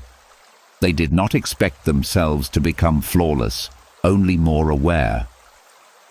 Progress meant noticing when they drifted off course and gently returning, not condemning themselves for still having work to do. This perspective transforms self-improvement from a race into a practice. As the night deepens, notice how much tension comes from trying to be finished before you are ready. That tension softens when you allow yourself to exist as you are. A work in progress, shaped by experiences that are still unfolding. You stop forcing closure on parts of yourself that need time to integrate. You may discover compassion for those earlier versions of you. They were navigating uncertainty, acting with the understanding available at the time. Some of them were brave in ways you did not appreciate then. Some carried burdens so that the present version of you could be lighter. None of them deserved to be dismissed simply because you moved beyond them. Nothing meaningful about your identity depends on being complete. Life continues to refine you as long as you are alive. New insights will emerge, new challenges will reshape your priorities, new connections will reveal aspects of yourself you have not yet met. The unfinished nature of your story is not a flaw. It is a sign that growth is still possible. Tonight, you allow every version of yourself to belong. The hopeful one, the confused one, the determined one, the exhausted one, the one who kept going when quitting felt easier. You stop separating your past from your present, as if only one deserves acceptance. What remains is a quieter sense of wholeness, not because everything is resolved, but because nothing is rejected. You feel integrated instead of divided, calm instead of critical. The unfinished parts of you no longer demand correction. They simply exist as reminders of how far you have traveled. And in that gentle acceptance, peace settles in once again, steady and reassuring, reminding you that becoming is not something that ends. It is something you participate in with patience and care. As the night holds you in stillness, you realize that you do not need to rush toward a final version of yourself to deserve rest. You are allowed to pause in the middle of your own evolution, to breathe, to exist without needing to define who you will be tomorrow. You are not incomplete. You are unfolding, and that is enough for tonight. And as you begin to accept the unfinished versions of yourself, another quiet habit starts to loosen, the need to revisit the past as if it were a contest you still have to win. Not openly, not with pride, but in small ways. Replaying moments to prove you were right, reframing memories so they hurt less, arguing silently with people who are no longer there. Tonight is not about rewriting your history. It is about allowing your memories to exist without turning them into battles. The mind often treats memories like unresolved negotiations. It searches for the version of events that protects your dignity, that restores fairness, that gives you the last word you never had. You may find yourself reconstructing conversations, adjusting details, imagining different outcomes where you came out stronger or more understood. This does not mean you are dishonest. It means part of you still seeks closure through victory. But memories are not competitions. They are fragments of lived experience, shaped by emotion as much as fact. Trying to win them keeps you tied to moments that have already ended. It turns the past into a courtroom where you are both defendant and judge, constantly revisiting the same evidence without ever reaching peace. There is also a quiet fear beneath this habit. The fear that if you stop defending your version of events, your pain will be minimized or misunderstood. Winning the memory feels like protecting yourself from being erased. Yet true protection comes from accepting that your experience is valid, even if it remains unresolved, even if no one else agrees with it.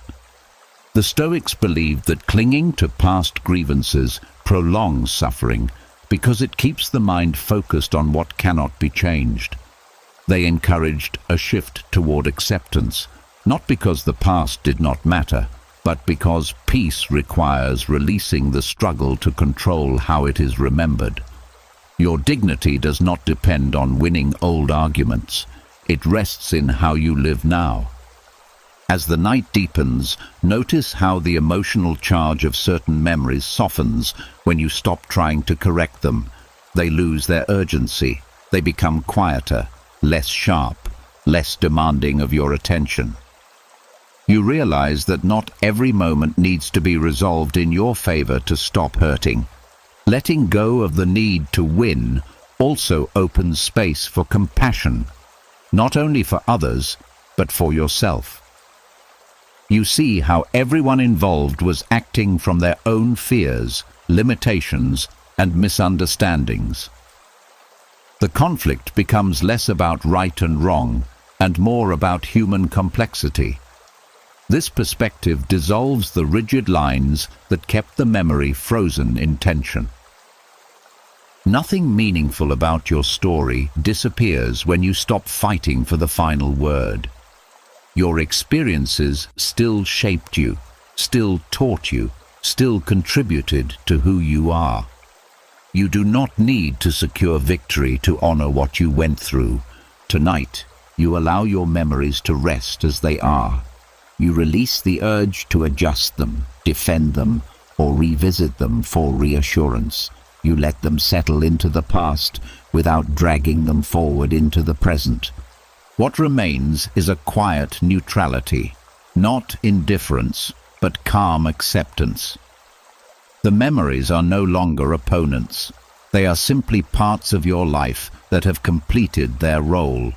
And in that calm, peace settles in gently, reminding you that your mind was never meant to be a battlefield of old stories. It was meant to be a place where experiences are integrated, not relitigated. As the night holds you in stillness, you realize that you do not need to win your past to move forward. You only need to stop fighting it. And in that moment of release, the past finally loosens its grip, allowing you to rest without defense, without argument, without the quiet exhaustion of trying to prove something that no longer needs proof.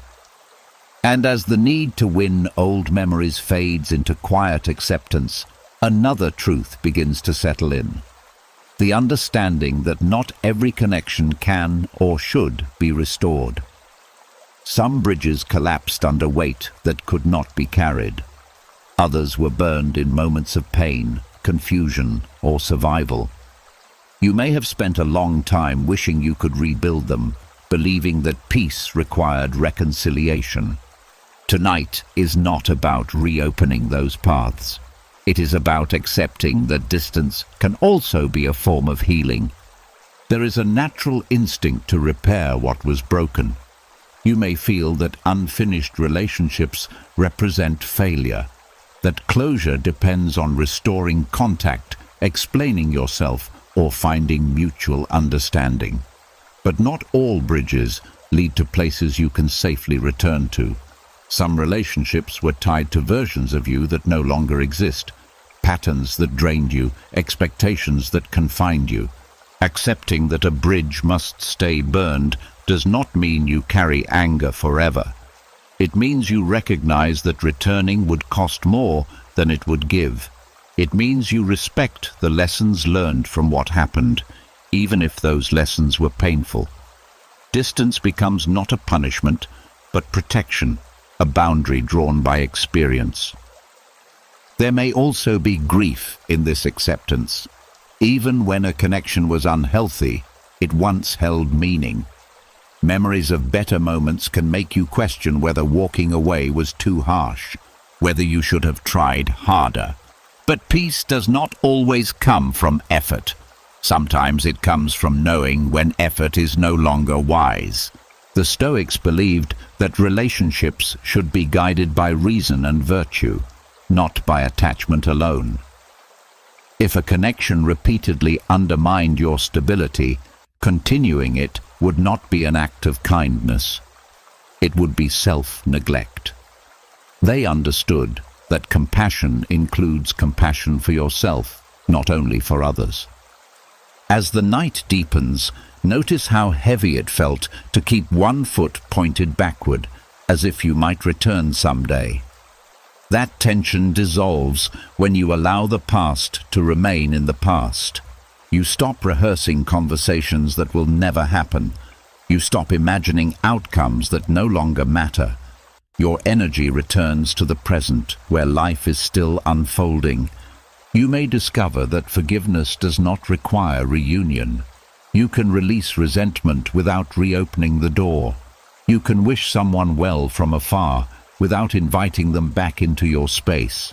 Peace grows in the distance because it allows both lives to move forward without repeating the same patterns. Nothing meaningful about your capacity for love is diminished by letting certain connections end.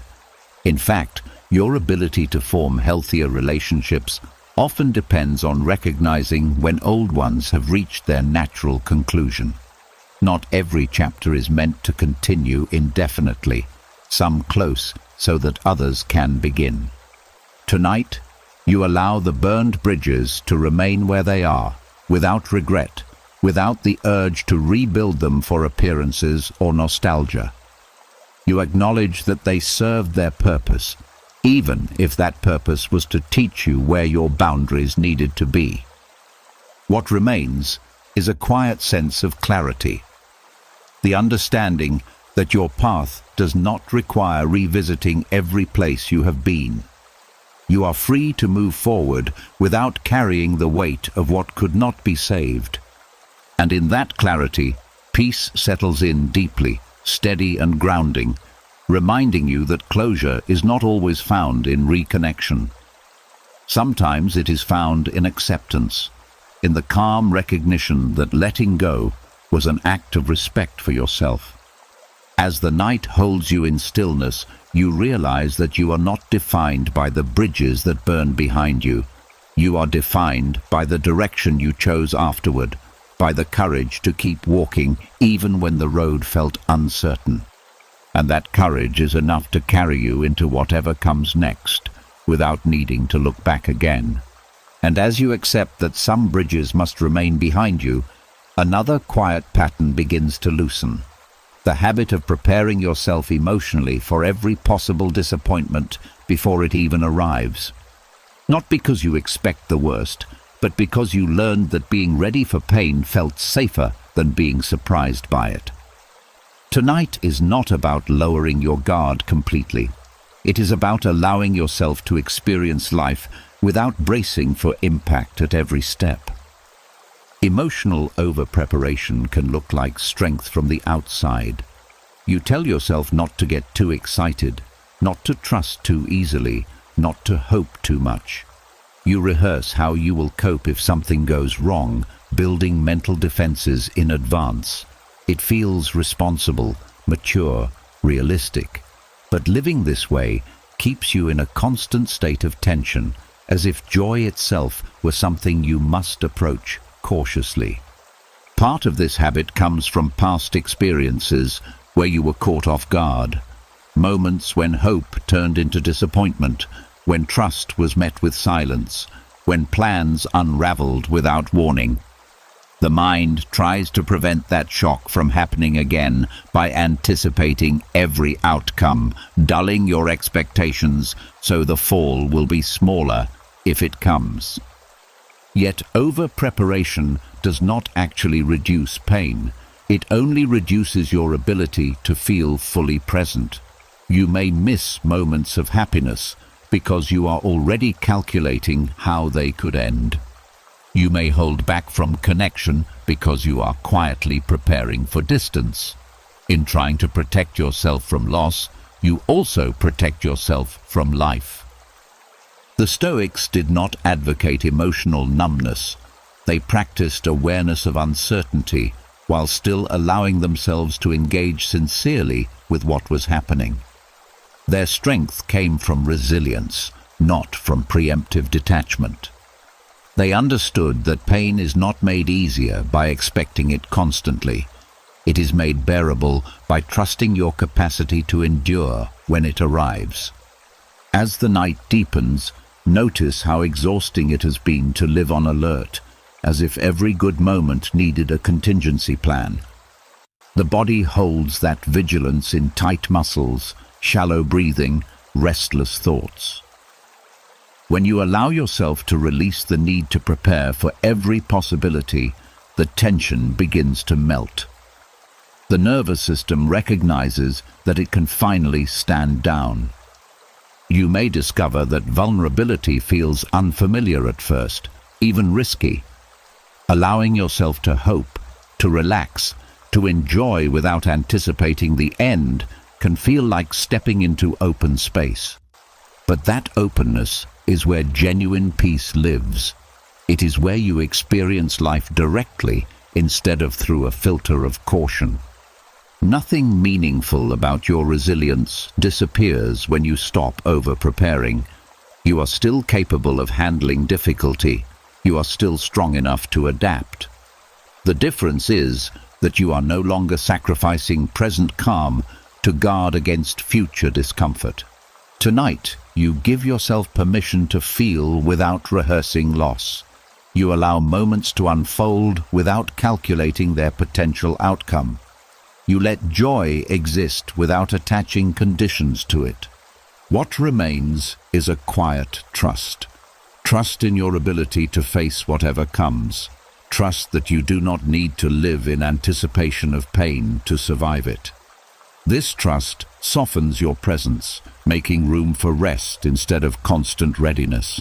And in that softness, peace settles in gently, reminding you that safety does not come from predicting every outcome. It comes from knowing you can meet life as it is, one moment at a time. As the night holds you in stillness, you realize that you do not have to armor yourself against tomorrow. You can simply be here, breathing, open, no longer rehearsing what might go wrong. And in that openness, something rare appears, a calm that does not depend on preparation, only on presence. And as the habit of emotional over-preparation softens, another layer of tension begins to dissolve. The quiet expectation that trust will eventually be broken, that kindness may hide an agenda, that closeness will one day turn into distance. This anticipation does not always come from paranoia. It often comes from experience, from moments when loyalty shifted without warning, when promises dissolved, when safety felt temporary. Tonight is not about forcing yourself to trust blindly. It is about releasing the constant readiness for betrayal so your mind can finally rest. Anticipating betrayal creates a subtle distance between you and everyone around you. Even in calm moments, a part of you stays alert, scanning for inconsistencies, preparing for disappointment before there is evidence of it.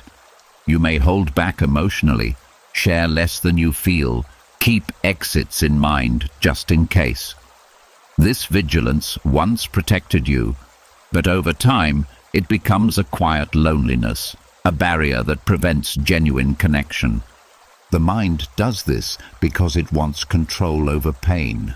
If you expect betrayal, you believe it will hurt less when it comes. Surprise becomes the enemy, so you try to eliminate it by predicting the worst. But constant suspicion is exhausting. It turns relationships into guarded spaces where trust cannot fully grow because part of you is always preparing for collapse. The Stoics understood that betrayal belongs to the choices of others, not to your character. They believed that you should act with integrity regardless of how others behave, because your peace depends on your actions, not on their reliability. When you accept this, trust becomes less about certainty and more about courage. The courage to remain open without surrendering your boundaries. As the night deepens, notice how your body feels when you stop anticipating harm. The shoulders relax, the breath slows, the mind no longer races ahead searching for warning signs. You realize how much energy was spent guarding against possibilities that were not present in this moment. Releasing the anticipation of betrayal does not mean ignoring your intuition. It means distinguishing between awareness and fear. You can remain perceptive without assuming the worst. You can trust gradually, based on experience, without rehearsing disaster in advance. You may also discover that peace returns when you allow people to show who they are over time, instead of deciding in advance that they will hurt you. Some will disappoint, yes, but others will surprise you with consistency, kindness, patience. If you remain closed, you will never experience that steadiness. Openness carries risk, but it also carries the possibility of genuine connection. Nothing meaningful about your strength depends on expecting betrayal.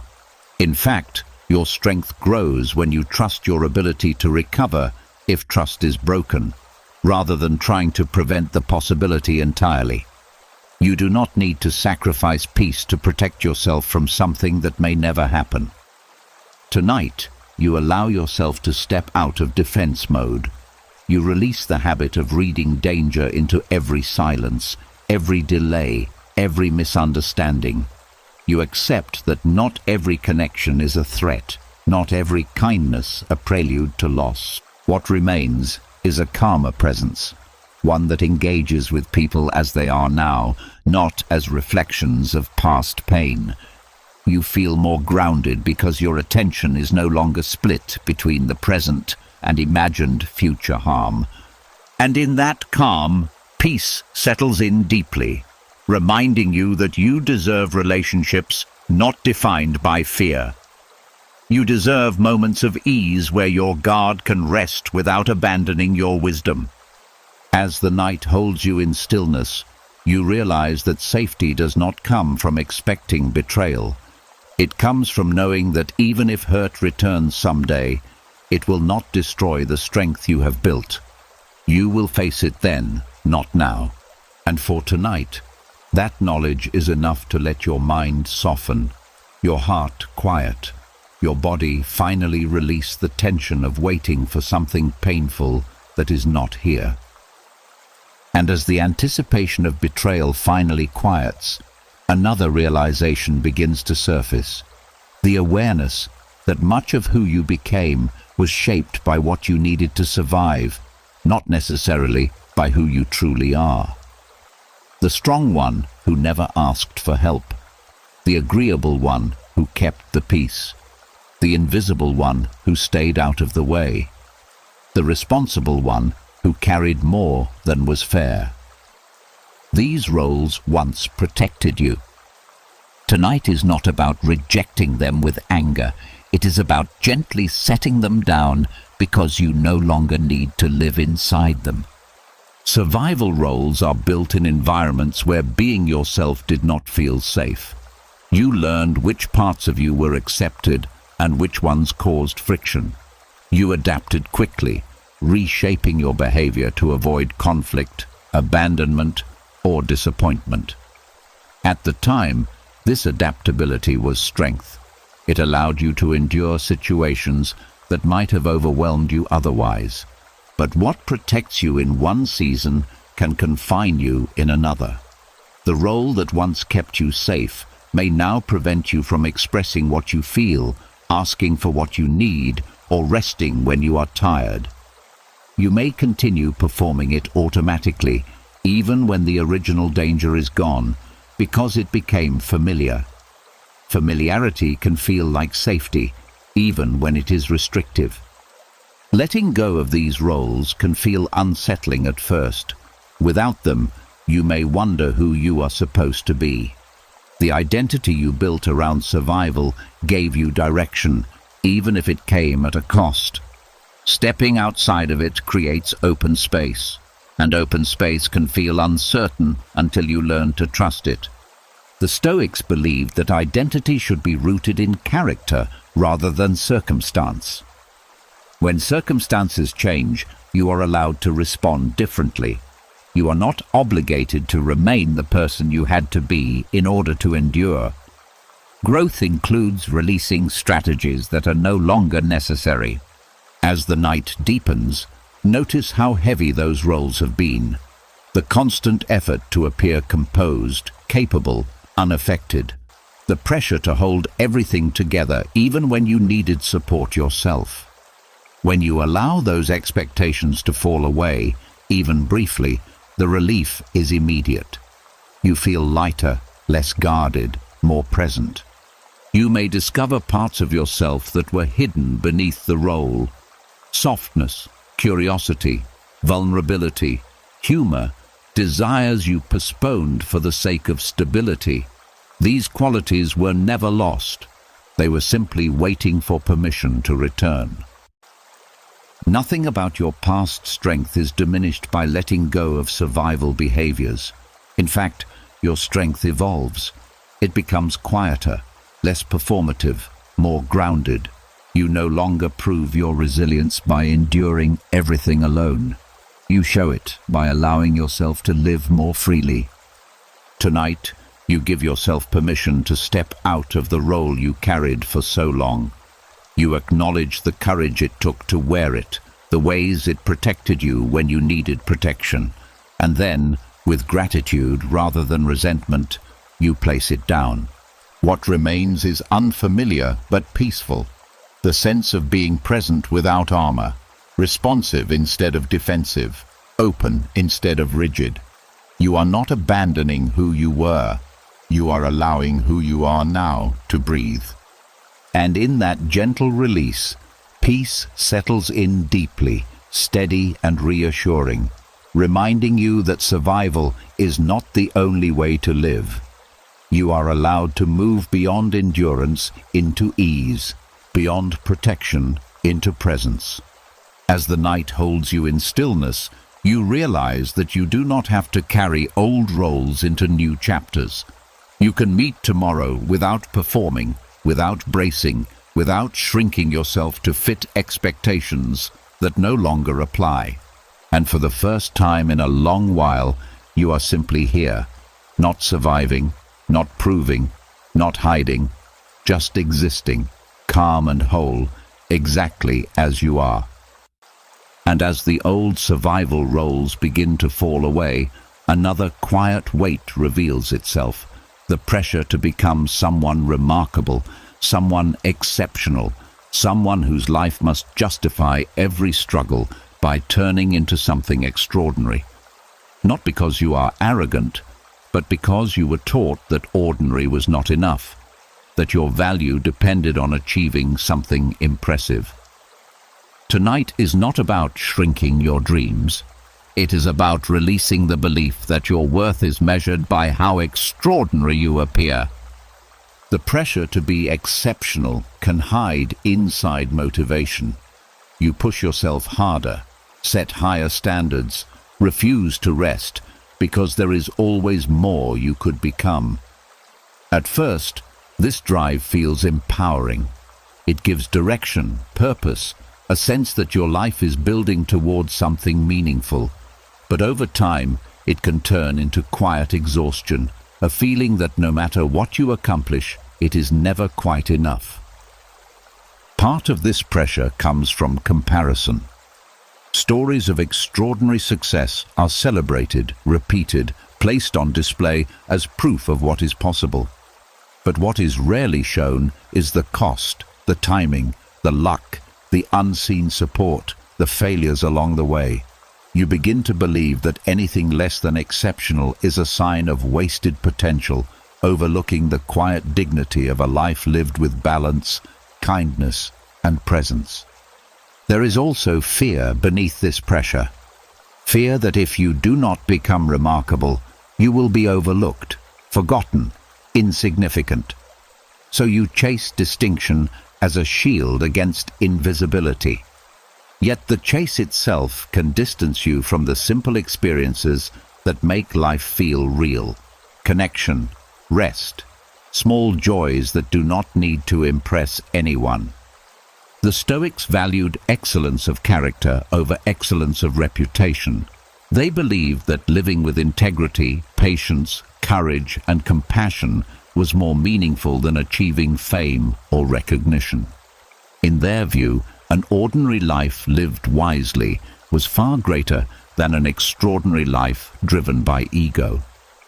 As the night deepens, notice how your body responds when you release the demand to be exceptional. The tension softens, the breath becomes easier. You are no longer carrying the weight of a future you must earn. You are simply here, allowed to exist without proving anything. You may discover a quiet appreciation for the ordinary moments you once rushed past.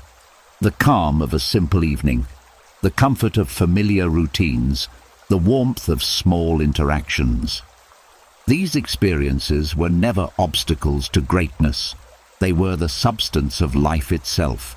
Nothing meaningful about your potential disappears when you stop forcing yourself to be extraordinary. In fact, creativity and growth often flourish in the absence of pressure. When you are not driven by fear of insignificance, you can pursue what genuinely interests you rather than what looks impressive. Tonight, you allow yourself to be human instead of exceptional. You release the need to stand out, to justify your existence through achievement, to transform every struggle into a story of triumph. You accept that being alive, aware, capable of kindness and reflection is already something rare. What remains is a quieter sense of fulfillment, one that comes from living authentically rather than performing significance. You feel grounded because your value is no longer tied to outcomes that fluctuate. And in that grounded presence, peace settles in deeply, reminding you that you were never required to become extraordinary to deserve rest, love, or respect. You were always enough as a person, still learning how to live.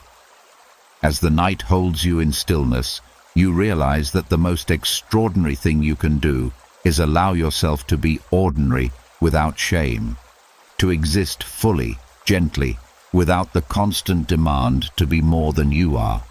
And in that acceptance, a calm spreads through you, steady and reassuring, as if life itself were whispering that nothing about you needs to be amplified to matter. You are already part of something vast, simply by being here. And as the pressure to become extraordinary finally loosens its grip, something unexpected begins to emerge. A quiet space where you are no longer striving to stand out or prove your significance. In that space, a gentler truth appears. You are allowed to be ordinary, and in that ordinariness there is a kind of freedom you may have never experienced before. Tonight is not about lowering your standards. It is about stepping out of the exhausting need to measure your life against impossible ideals. For a long time, ordinary may have felt like something to avoid. It was associated with invisibility, with being overlooked, with living a life that would not be admired. You were encouraged to be special, to distinguish yourself, to leave a mark that set you apart. While ambition can be powerful, it can also create a quiet dissatisfaction with simple existence, as if peace were something you had to earn rather than something you could inhabit. Allowing yourself to be ordinary does not erase your uniqueness. It simply removes the pressure to display it constantly. You no longer need every moment to be productive, impressive, or meaningful in a grand way. You can sit quietly without turning it into a lesson. You can enjoy something small without asking what it contributes to your future. You can exist without narrating your life as a story that must inspire someone else. There is deep relief in blending into the human experience rather than standing outside of it. You realize that everyone is navigating uncertainty, carrying unseen burdens, learning as they go. You are not alone in your imperfections, your confusion, your unfinished growth. Ordinary becomes not a limitation, but a shared ground where connection is easier and expectations are lighter. The Stoics understood that freedom often comes from reducing unnecessary desires. When you stop needing recognition, you gain independence from the opinions that once controlled you. When you stop chasing distinction, you reclaim time and energy for what genuinely nourishes you. Simplicity becomes strength because it cannot be taken away. As the night deepens, notice how calm it feels to release the performance of being exceptional. The mind quiets because it is no longer rehearsing how to appear. The body relaxes because it is no longer bracing for evaluation. You feel present in a way that striving never allowed. You may discover that ordinary life holds subtle richness, the rhythm of breathing, the comfort of familiar surroundings, the quiet satisfaction of completing small tasks, the warmth of ordinary conversations. These experiences do not demand attention, yet they sustain you in ways grand achievements cannot. Nothing meaningful about your life loses value because it is not dramatic. In fact, the absence of constant intensity allows deeper appreciation to grow. Peace thrives in simplicity because there is space to notice what was previously overshadowed by ambition. Tonight, you give yourself permission to live without spectacle. You release the need to turn your life into something extraordinary, and instead allow it to be sincere, grounded, quietly meaningful. You accept that freedom is not found in standing above others, but in standing comfortably among them. What remains is a sense of ease, the kind that does not depend on success, recognition, or comparison. You are simply here, alive, aware, capable of kindness and reflection. That is enough, more than enough. And in that ease, peace settles in deeply, steady and unforced, reminding you that freedom was never about becoming more. It was about allowing yourself to be exactly what you already are, without resistance. As the night holds you in stillness, you realize that being ordinary is not the opposite of being special. It is the foundation of being real. It is where life happens without pressure, without masks, without the constant need to prove that you belong. And for the first time in a long while, you feel light. Not because everything is perfect, but because nothing needs to be. And as you settle into the quiet freedom of simply being ordinary, another subtle tension begins to reveal itself. The feeling that time has been chasing you, measuring you, reminding you of everything you have not done yet. The pressure of deadlines, aging, missed chances, and imagined futures can make time feel like an opponent instead of a companion. Tonight is not about stopping time or escaping it. It is about resetting your relationship with it so it no longer feels like something you are losing. For many people, time becomes a silent source of anxiety. You calculate how far along you should be, compare your progress to others, replay past decisions, wondering if you fell behind at some invisible checkpoint. Even moments of rest can feel uneasy because part of you believes you should be doing something more productive. The clock continues moving whether you are ready or not, and that movement can create a quiet urgency that never fully fades. But time was never meant to be experienced as pressure. It is simply the space in which life unfolds. The Stoics viewed time as something to be used wisely, not feared. They understood that the present moment is the only place where action is possible. Regret belongs to the past, anxiety belongs to the future, but peace exists only in the now. As the night deepens, notice how different time feels when you stop measuring yourself against it. Minutes no longer rush past. They expand, becoming spacious instead of scarce. You are not trying to extract value from them or justify how you spend them. You are simply inhabiting them, allowing them to pass without resistance. Resetting your relationship with time also means releasing the belief that your worth is tied to speed. Growth does not follow a strict schedule. Healing cannot be rushed. Understanding emerges gradually, shaped by experiences that cannot be predicted or forced. When you stop demanding that life move faster, you begin to notice how much is already happening at its own pace. There may be grief in this realization, acknowledgement of time spent worrying, hurrying, postponing rest for a future that kept shifting. But that grief softens when you understand that awareness itself is a new beginning. The moment you change how you relate to time, the past no longer dictates the future. Nothing about your life becomes less meaningful because you slow down. In fact, meaning often deepens when you are no longer rushing past it. Small experiences gain clarity. Conversations feel more present. Even silence becomes something you can inhabit instead of escape. Tonight, you allow time to exist without turning it into a scoreboard. You release the habit of tracking how much you have left to do and return to what is already here. You accept that this moment does not need to lead anywhere to be complete. What remains is a calm awareness, the sense that life is not slipping away as long as you are fully present for it. Time stops feeling like something you are running out of and begins to feel like something you are moving through with steadiness. And in that awareness, peace settles in deeply, reminding you that you were never meant to conquer time, only to live within it with intention and acceptance. As the night holds you in stillness, you realize that tomorrow does not need to be solved tonight. The future will arrive on its own, just as it always has. Your only task is to rest now, to let this quiet moment restore you.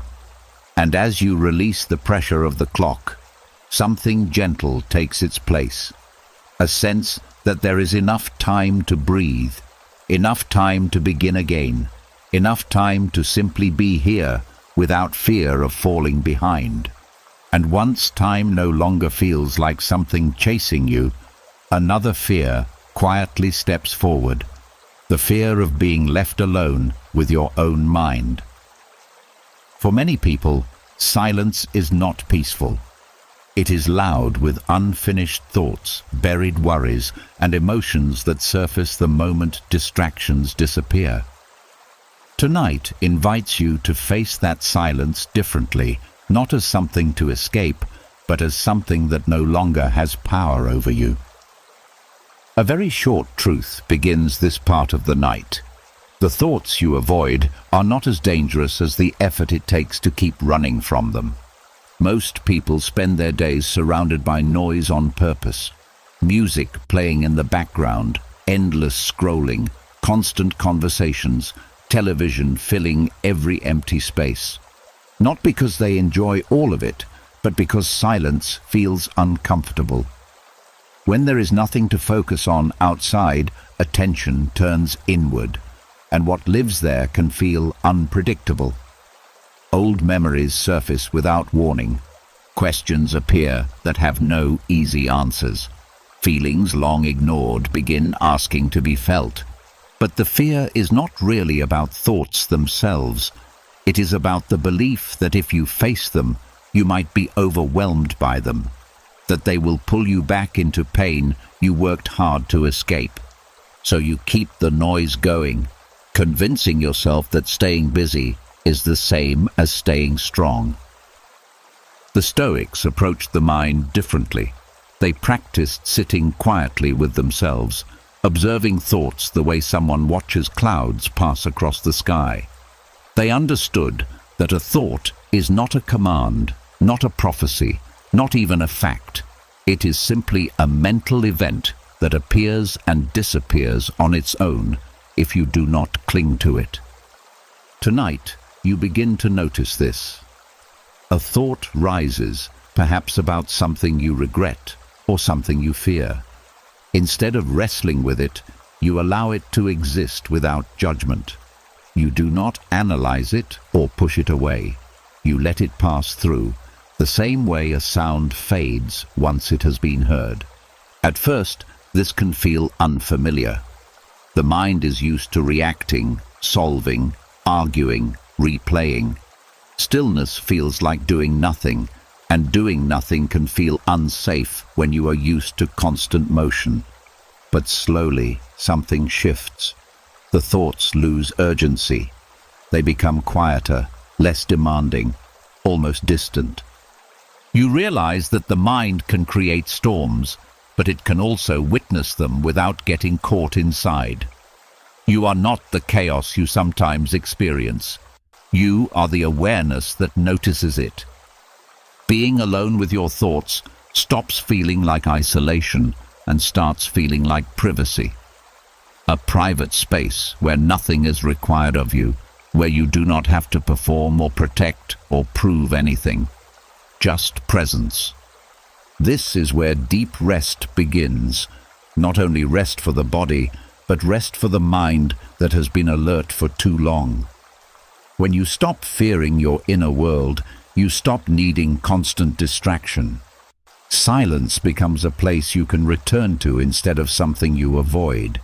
You may even discover that beneath the noise there is wisdom waiting, insights that only appear when everything else quiets down, feelings that guide you toward what truly matters, a clearer understanding of yourself that cannot be heard in a crowded mind. None of this requires forcing anything. You are not trying to control your thoughts or empty your mind completely. You are simply changing your relationship with what appears there. Curiosity replaces fear. Observation replaces resistance. And as this continues, a deeper realization emerges. You have never actually been alone. Awareness itself is company, the steady presence that has been with you through every moment of your life, even when everything else changed. Tonight, you allow that presence to feel safe. You stop treating your own mind like a place to escape from and start treating it like a place you can rest in. The night grows quieter, and instead of feeling exposed, you feel held by the stillness. Thoughts may still come and go, but they no longer define the space. They are visitors, not rulers. For the first time in a long while, being alone with your mind does not feel like something to survive. It feels like something gentle, something grounding, something that reminds you that peace was never outside of you waiting to be found. It was here all along, waiting for the moment you stopped being afraid to sit with yourself in the quiet. And as you grow more comfortable sitting with your own mind, another habit quietly loosens its grip, the habit of judging everything that happened today. The mind loves to replay the day like a courtroom, presenting evidence of what you did wrong, what you should have said, what you failed to finish.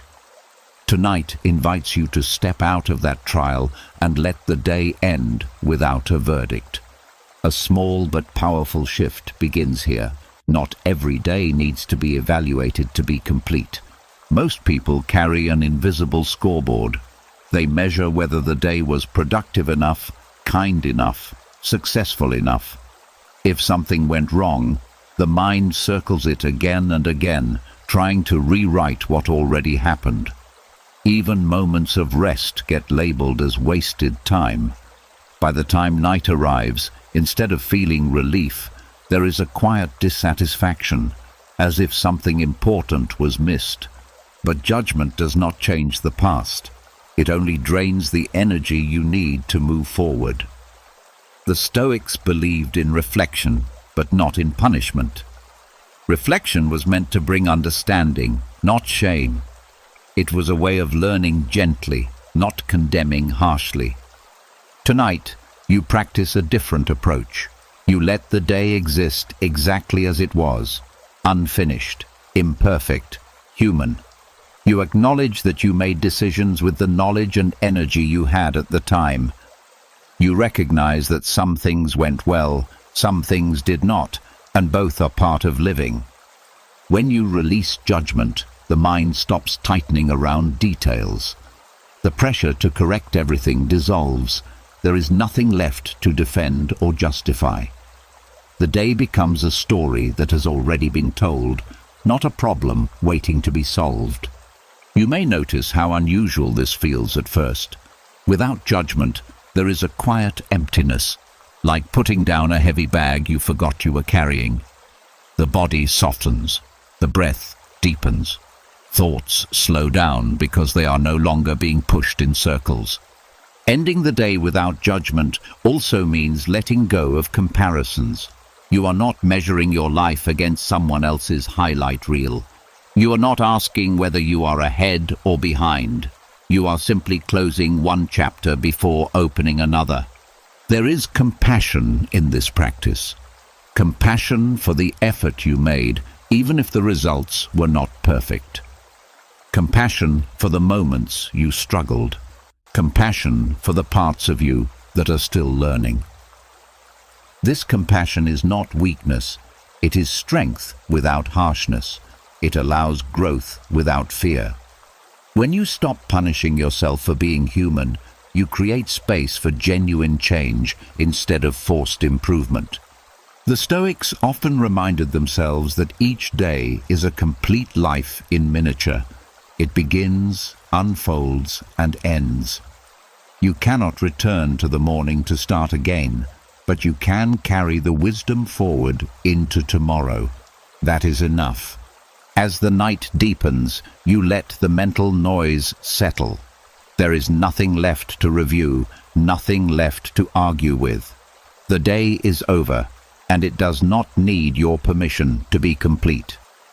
What remains is a calm neutrality, not pride, not disappointment, just acceptance.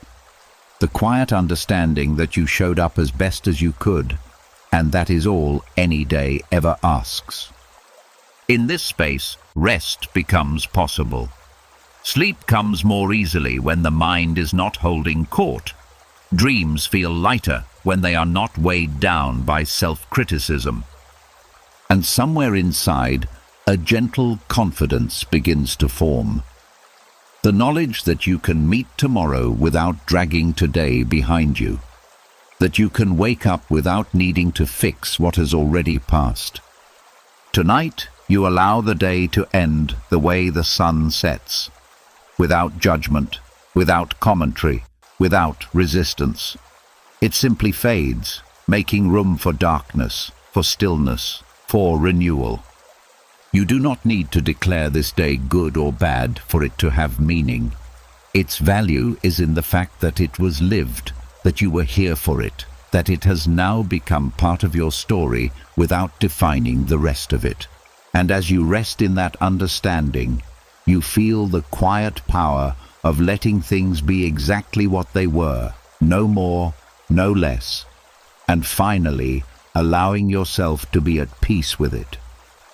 And as the day finally releases its grip on you, the mind reaches for the next thing to hold. Tomorrow. Plans begin forming. Conversations start playing out in advance. Possible problems line up like shadows waiting for the sun. It feels responsible, even necessary, to prepare for what hasn't happened yet. But tonight invites you to loosen that habit too, and allow tomorrow to remain unopened. A quiet realization settles in. You do not have to live tomorrow before it arrives. Mental rehearsals often feel like protection. You picture what you will say, how you will respond, how you will handle every possible outcome.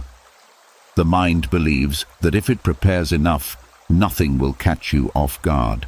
But this constant previewing comes at a cost. It keeps you tense, alert, unable to fully rest, because part of you is already standing in the future. The Stoics prepared for life differently. They accepted that uncertainty is part of being alive. They trained their character, not the script of events. Instead of trying to control every outcome, they focused on strengthening the ability to respond with calm, whatever happened. Tonight, you allow yourself to step away from rehearsing. You do not need to predict every conversation or anticipate every reaction. Tomorrow will unfold with details you cannot foresee anyway.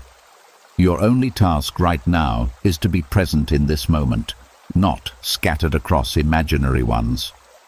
Notice how the body softens when you stop planning responses.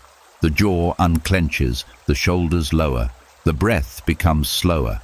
The nervous system senses that there is no immediate threat, no performance required.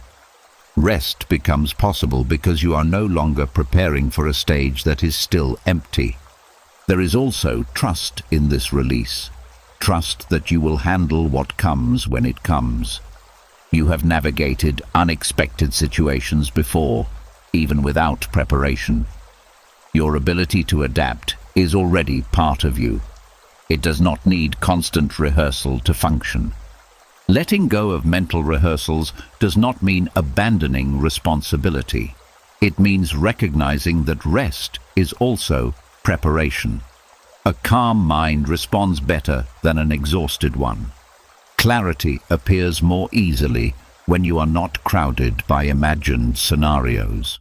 You may notice how strange it feels to let tomorrow remain uncertain. The mind prefers closure, even if that closure is imaginary. But uncertainty is not danger. It is simply space. Space where life has not yet written its lines. As the night deepens, you allow that space to exist without filling it. You stop editing conversations that have not happened. You stop predicting outcomes that may never occur. You release the need to be ready for everything. What replaces it is a quiet confidence, not loud or forceful, but steady. The understanding that you do not need to control the future to meet it. You only need to arrive rested, aware, and grounded in yourself. The present moment becomes enough. The bed beneath you, the slow rhythm of your breathing, the darkness that holds you without expectation. Nothing is asking for your attention right now except rest. Tomorrow will come with its own instructions. It will reveal what matters and what does not, and when it does, you will meet it as the person you are then, not the one who tried to predict it the night before. For now, you let the curtain close on planning. You allow the mind to dim the lights, to step away from the stage, to return to silence. And in that silence, a gentle peace settles over you.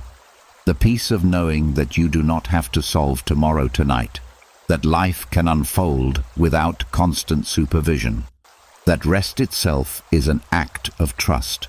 You are here, in this moment, with nothing left to prepare for, and that is enough. And as the mind stops reaching into tomorrow, a deeper resistance often appears, the discomfort of simply resting. Even when there is nothing left to solve, part of you may still whisper that you should be doing something, improving something, fixing something. Tonight invites you to release that pressure too, and accept that rest is not a weakness, but a form of quiet strength. A gentle truth settles here. Exhaustion is not proof of dedication, and rest is not proof of failure. Many people were taught that value comes from constant effort. Productivity became a measure of worth, and slowing down started to feel like falling behind. You may have learned to push through tiredness, to ignore the body's signals, to treat rest as a reward you must earn instead of a basic need. Over time, even moments of stillness can feel uncomfortable, as if you are breaking an invisible rule.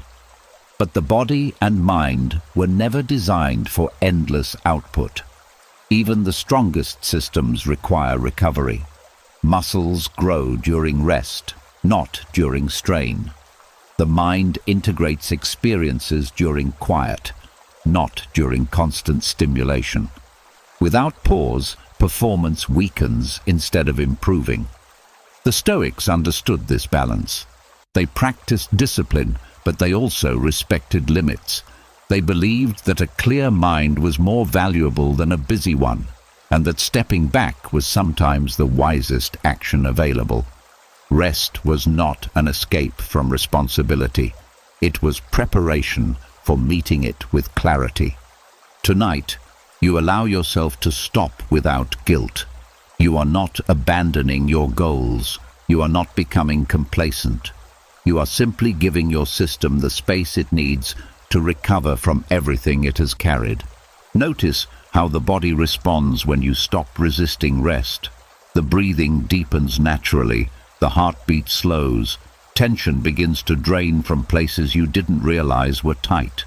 The nervous system shifts from alertness to safety, reminding you that you do not need to stay on guard. There may still be a voice insisting that you should be doing more. That voice often comes from fear. Fear of being left behind, fear of losing control, fear of not being enough. But you do not need to argue with it. You can acknowledge it and still choose rest. Rest is not empty time. It is repair time. It is where energy returns, where clarity rebuilds, where the mind reorganizes itself without pressure. It is the space where creativity and resilience quietly grow. Accepting rest also changes how you see yourself. You stop equating your worth with output. You begin to understand that you are valuable simply because you exist, not because of how much you accomplish in a day. This shift softens the constant need to prove yourself. As the night deepens, you allow rest to feel natural instead of earned. You do not rush it or measure it. You let it unfold at its own pace, the way sleep arrives when it is no longer forced. There is humility in this acceptance, a recognition that you are human, not a machine, that limits are not obstacles to overcome, but signals guiding you toward balance. And something surprising happens when you stop resisting rest. Energy begins to return on its own, not as a sudden burst, but as a steady renewal, the kind that lasts because it is built on care rather than pressure.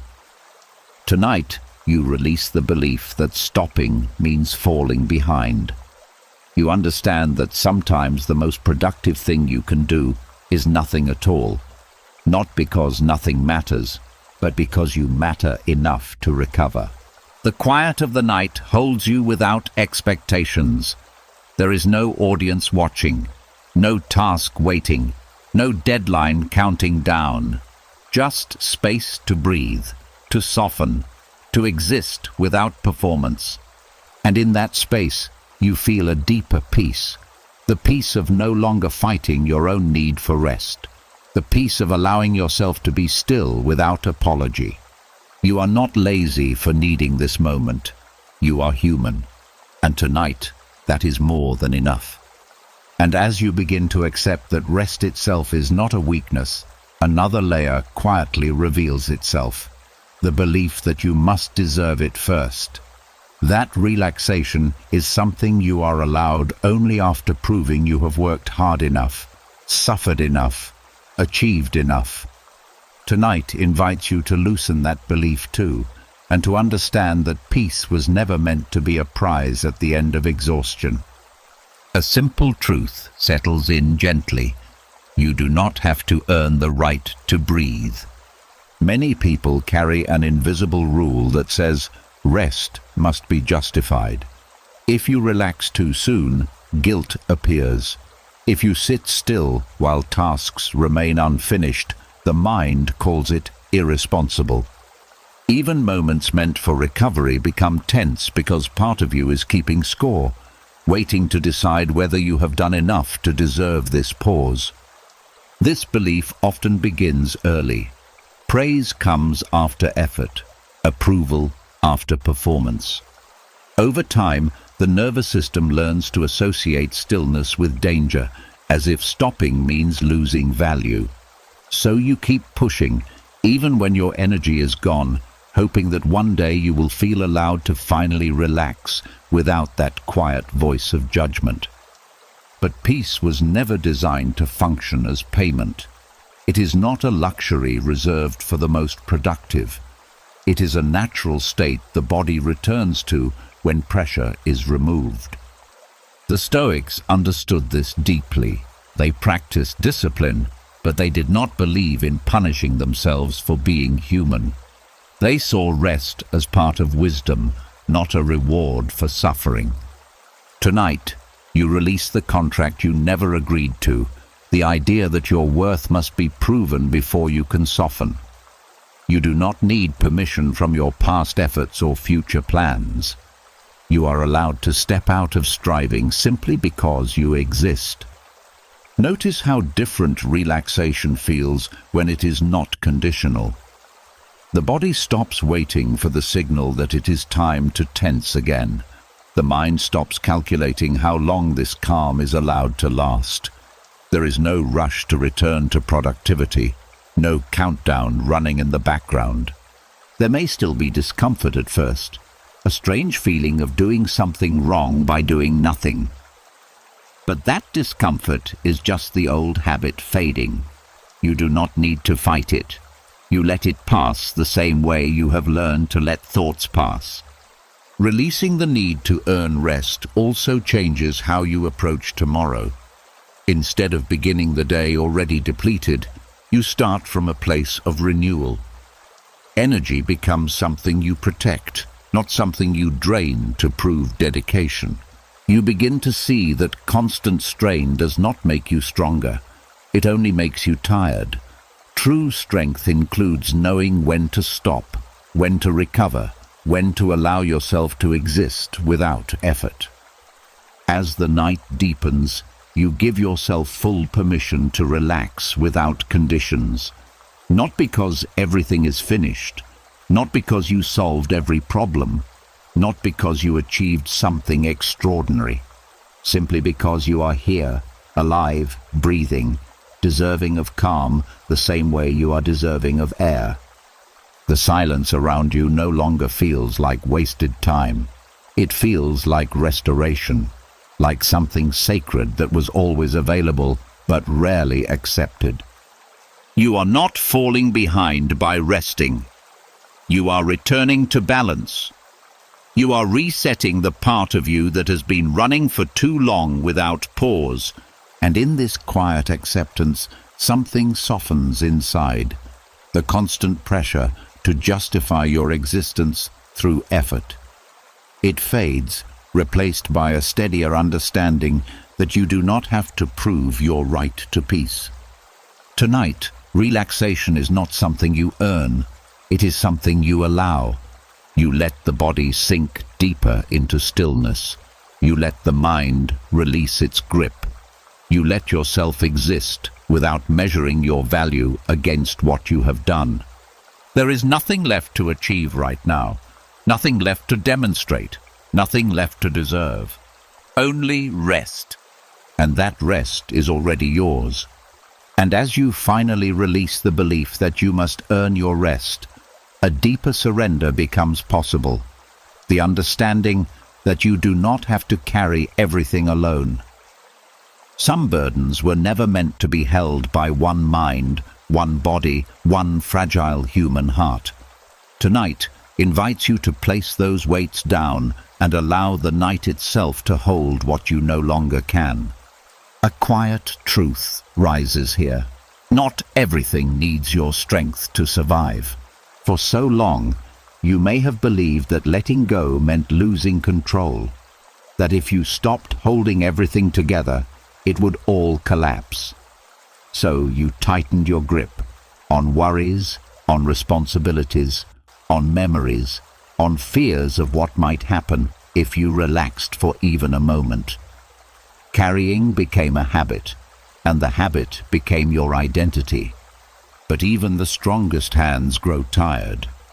Even the most determined mind reaches a point where effort no longer helps. There are problems that cannot be solved at midnight, emotions that cannot be processed all at once, questions that do not respond to pressure. Holding them through the night does not protect you. It only keeps you awake. The Stoics practiced a form of surrender that was not defeat, but wisdom. They understood that some things belong to fate, to time, to forces beyond personal control. Their peace came not from carrying everything, but from knowing what to release. Tonight, you allow yourself to place your burdens into the quiet darkness around you, not to abandon them forever, but to stop holding them for a while. The night is vast, patient, steady. It does not judge what you bring to it. It does not demand solutions. It simply holds space. Notice how the body responds when you stop gripping invisible weight. The chest feels lighter, the breath moves more freely, the muscles no longer brace against problems that are not present right now. Your system begins to understand that it is safe to rest even if everything is not resolved. This release is not weakness, it is trust. Trust that life continues even when you stop managing it for a few hours. Trust that morning will arrive whether you stayed awake worrying or allowed yourself to sleep. Trust that you will be able to pick things up again with clearer eyes and steadier hands. There is also compassion in this moment. Compassion for the version of you that tried so hard to carry everything alone. Compassion for the effort it took to keep going even when you were exhausted. You are not abandoning that strength. You are giving it a chance to recover. As the night deepens, you feel the silence expanding around you like a protective space. Nothing is pressing in. Nothing is asking for decisions. Nothing is demanding answers. The world has softened its grip, and you are allowed to soften yours too. You do not need to solve your life before sleep. You do not need to untangle every emotion before closing your eyes. You do not need to prepare for every possible outcome before resting. The night can hold those unfinished pieces without breaking. And something gentle happens when you stop carrying everything. The mind grows quieter. Not because the problems disappeared, but because you are no longer clutching them. They drift into the background, distant enough to allow peace to move forward. In this stillness, you realize that strength is not measured by how much you can hold, but by knowing when to release. The strongest people are not the ones who never put things down, but the ones who trust themselves enough to rest. Tonight, you let the darkness cradle what you cannot resolve. You let the silence absorb the noise you have been holding inside. You let the steady rhythm of the world continue without your supervision. Your only task now is to rest within it, and as you sink deeper into that rest, you feel something you may not have felt in a long time. The relief of no longer being responsible for everything at once. The relief of allowing the night to do what it has always done. Hold the world while you sleep. You are not alone in this moment. You are supported by something vast and quiet and steady. So you release your grip completely. Let the night carry what you cannot. You have carried enough. Tonight was never about escaping your life.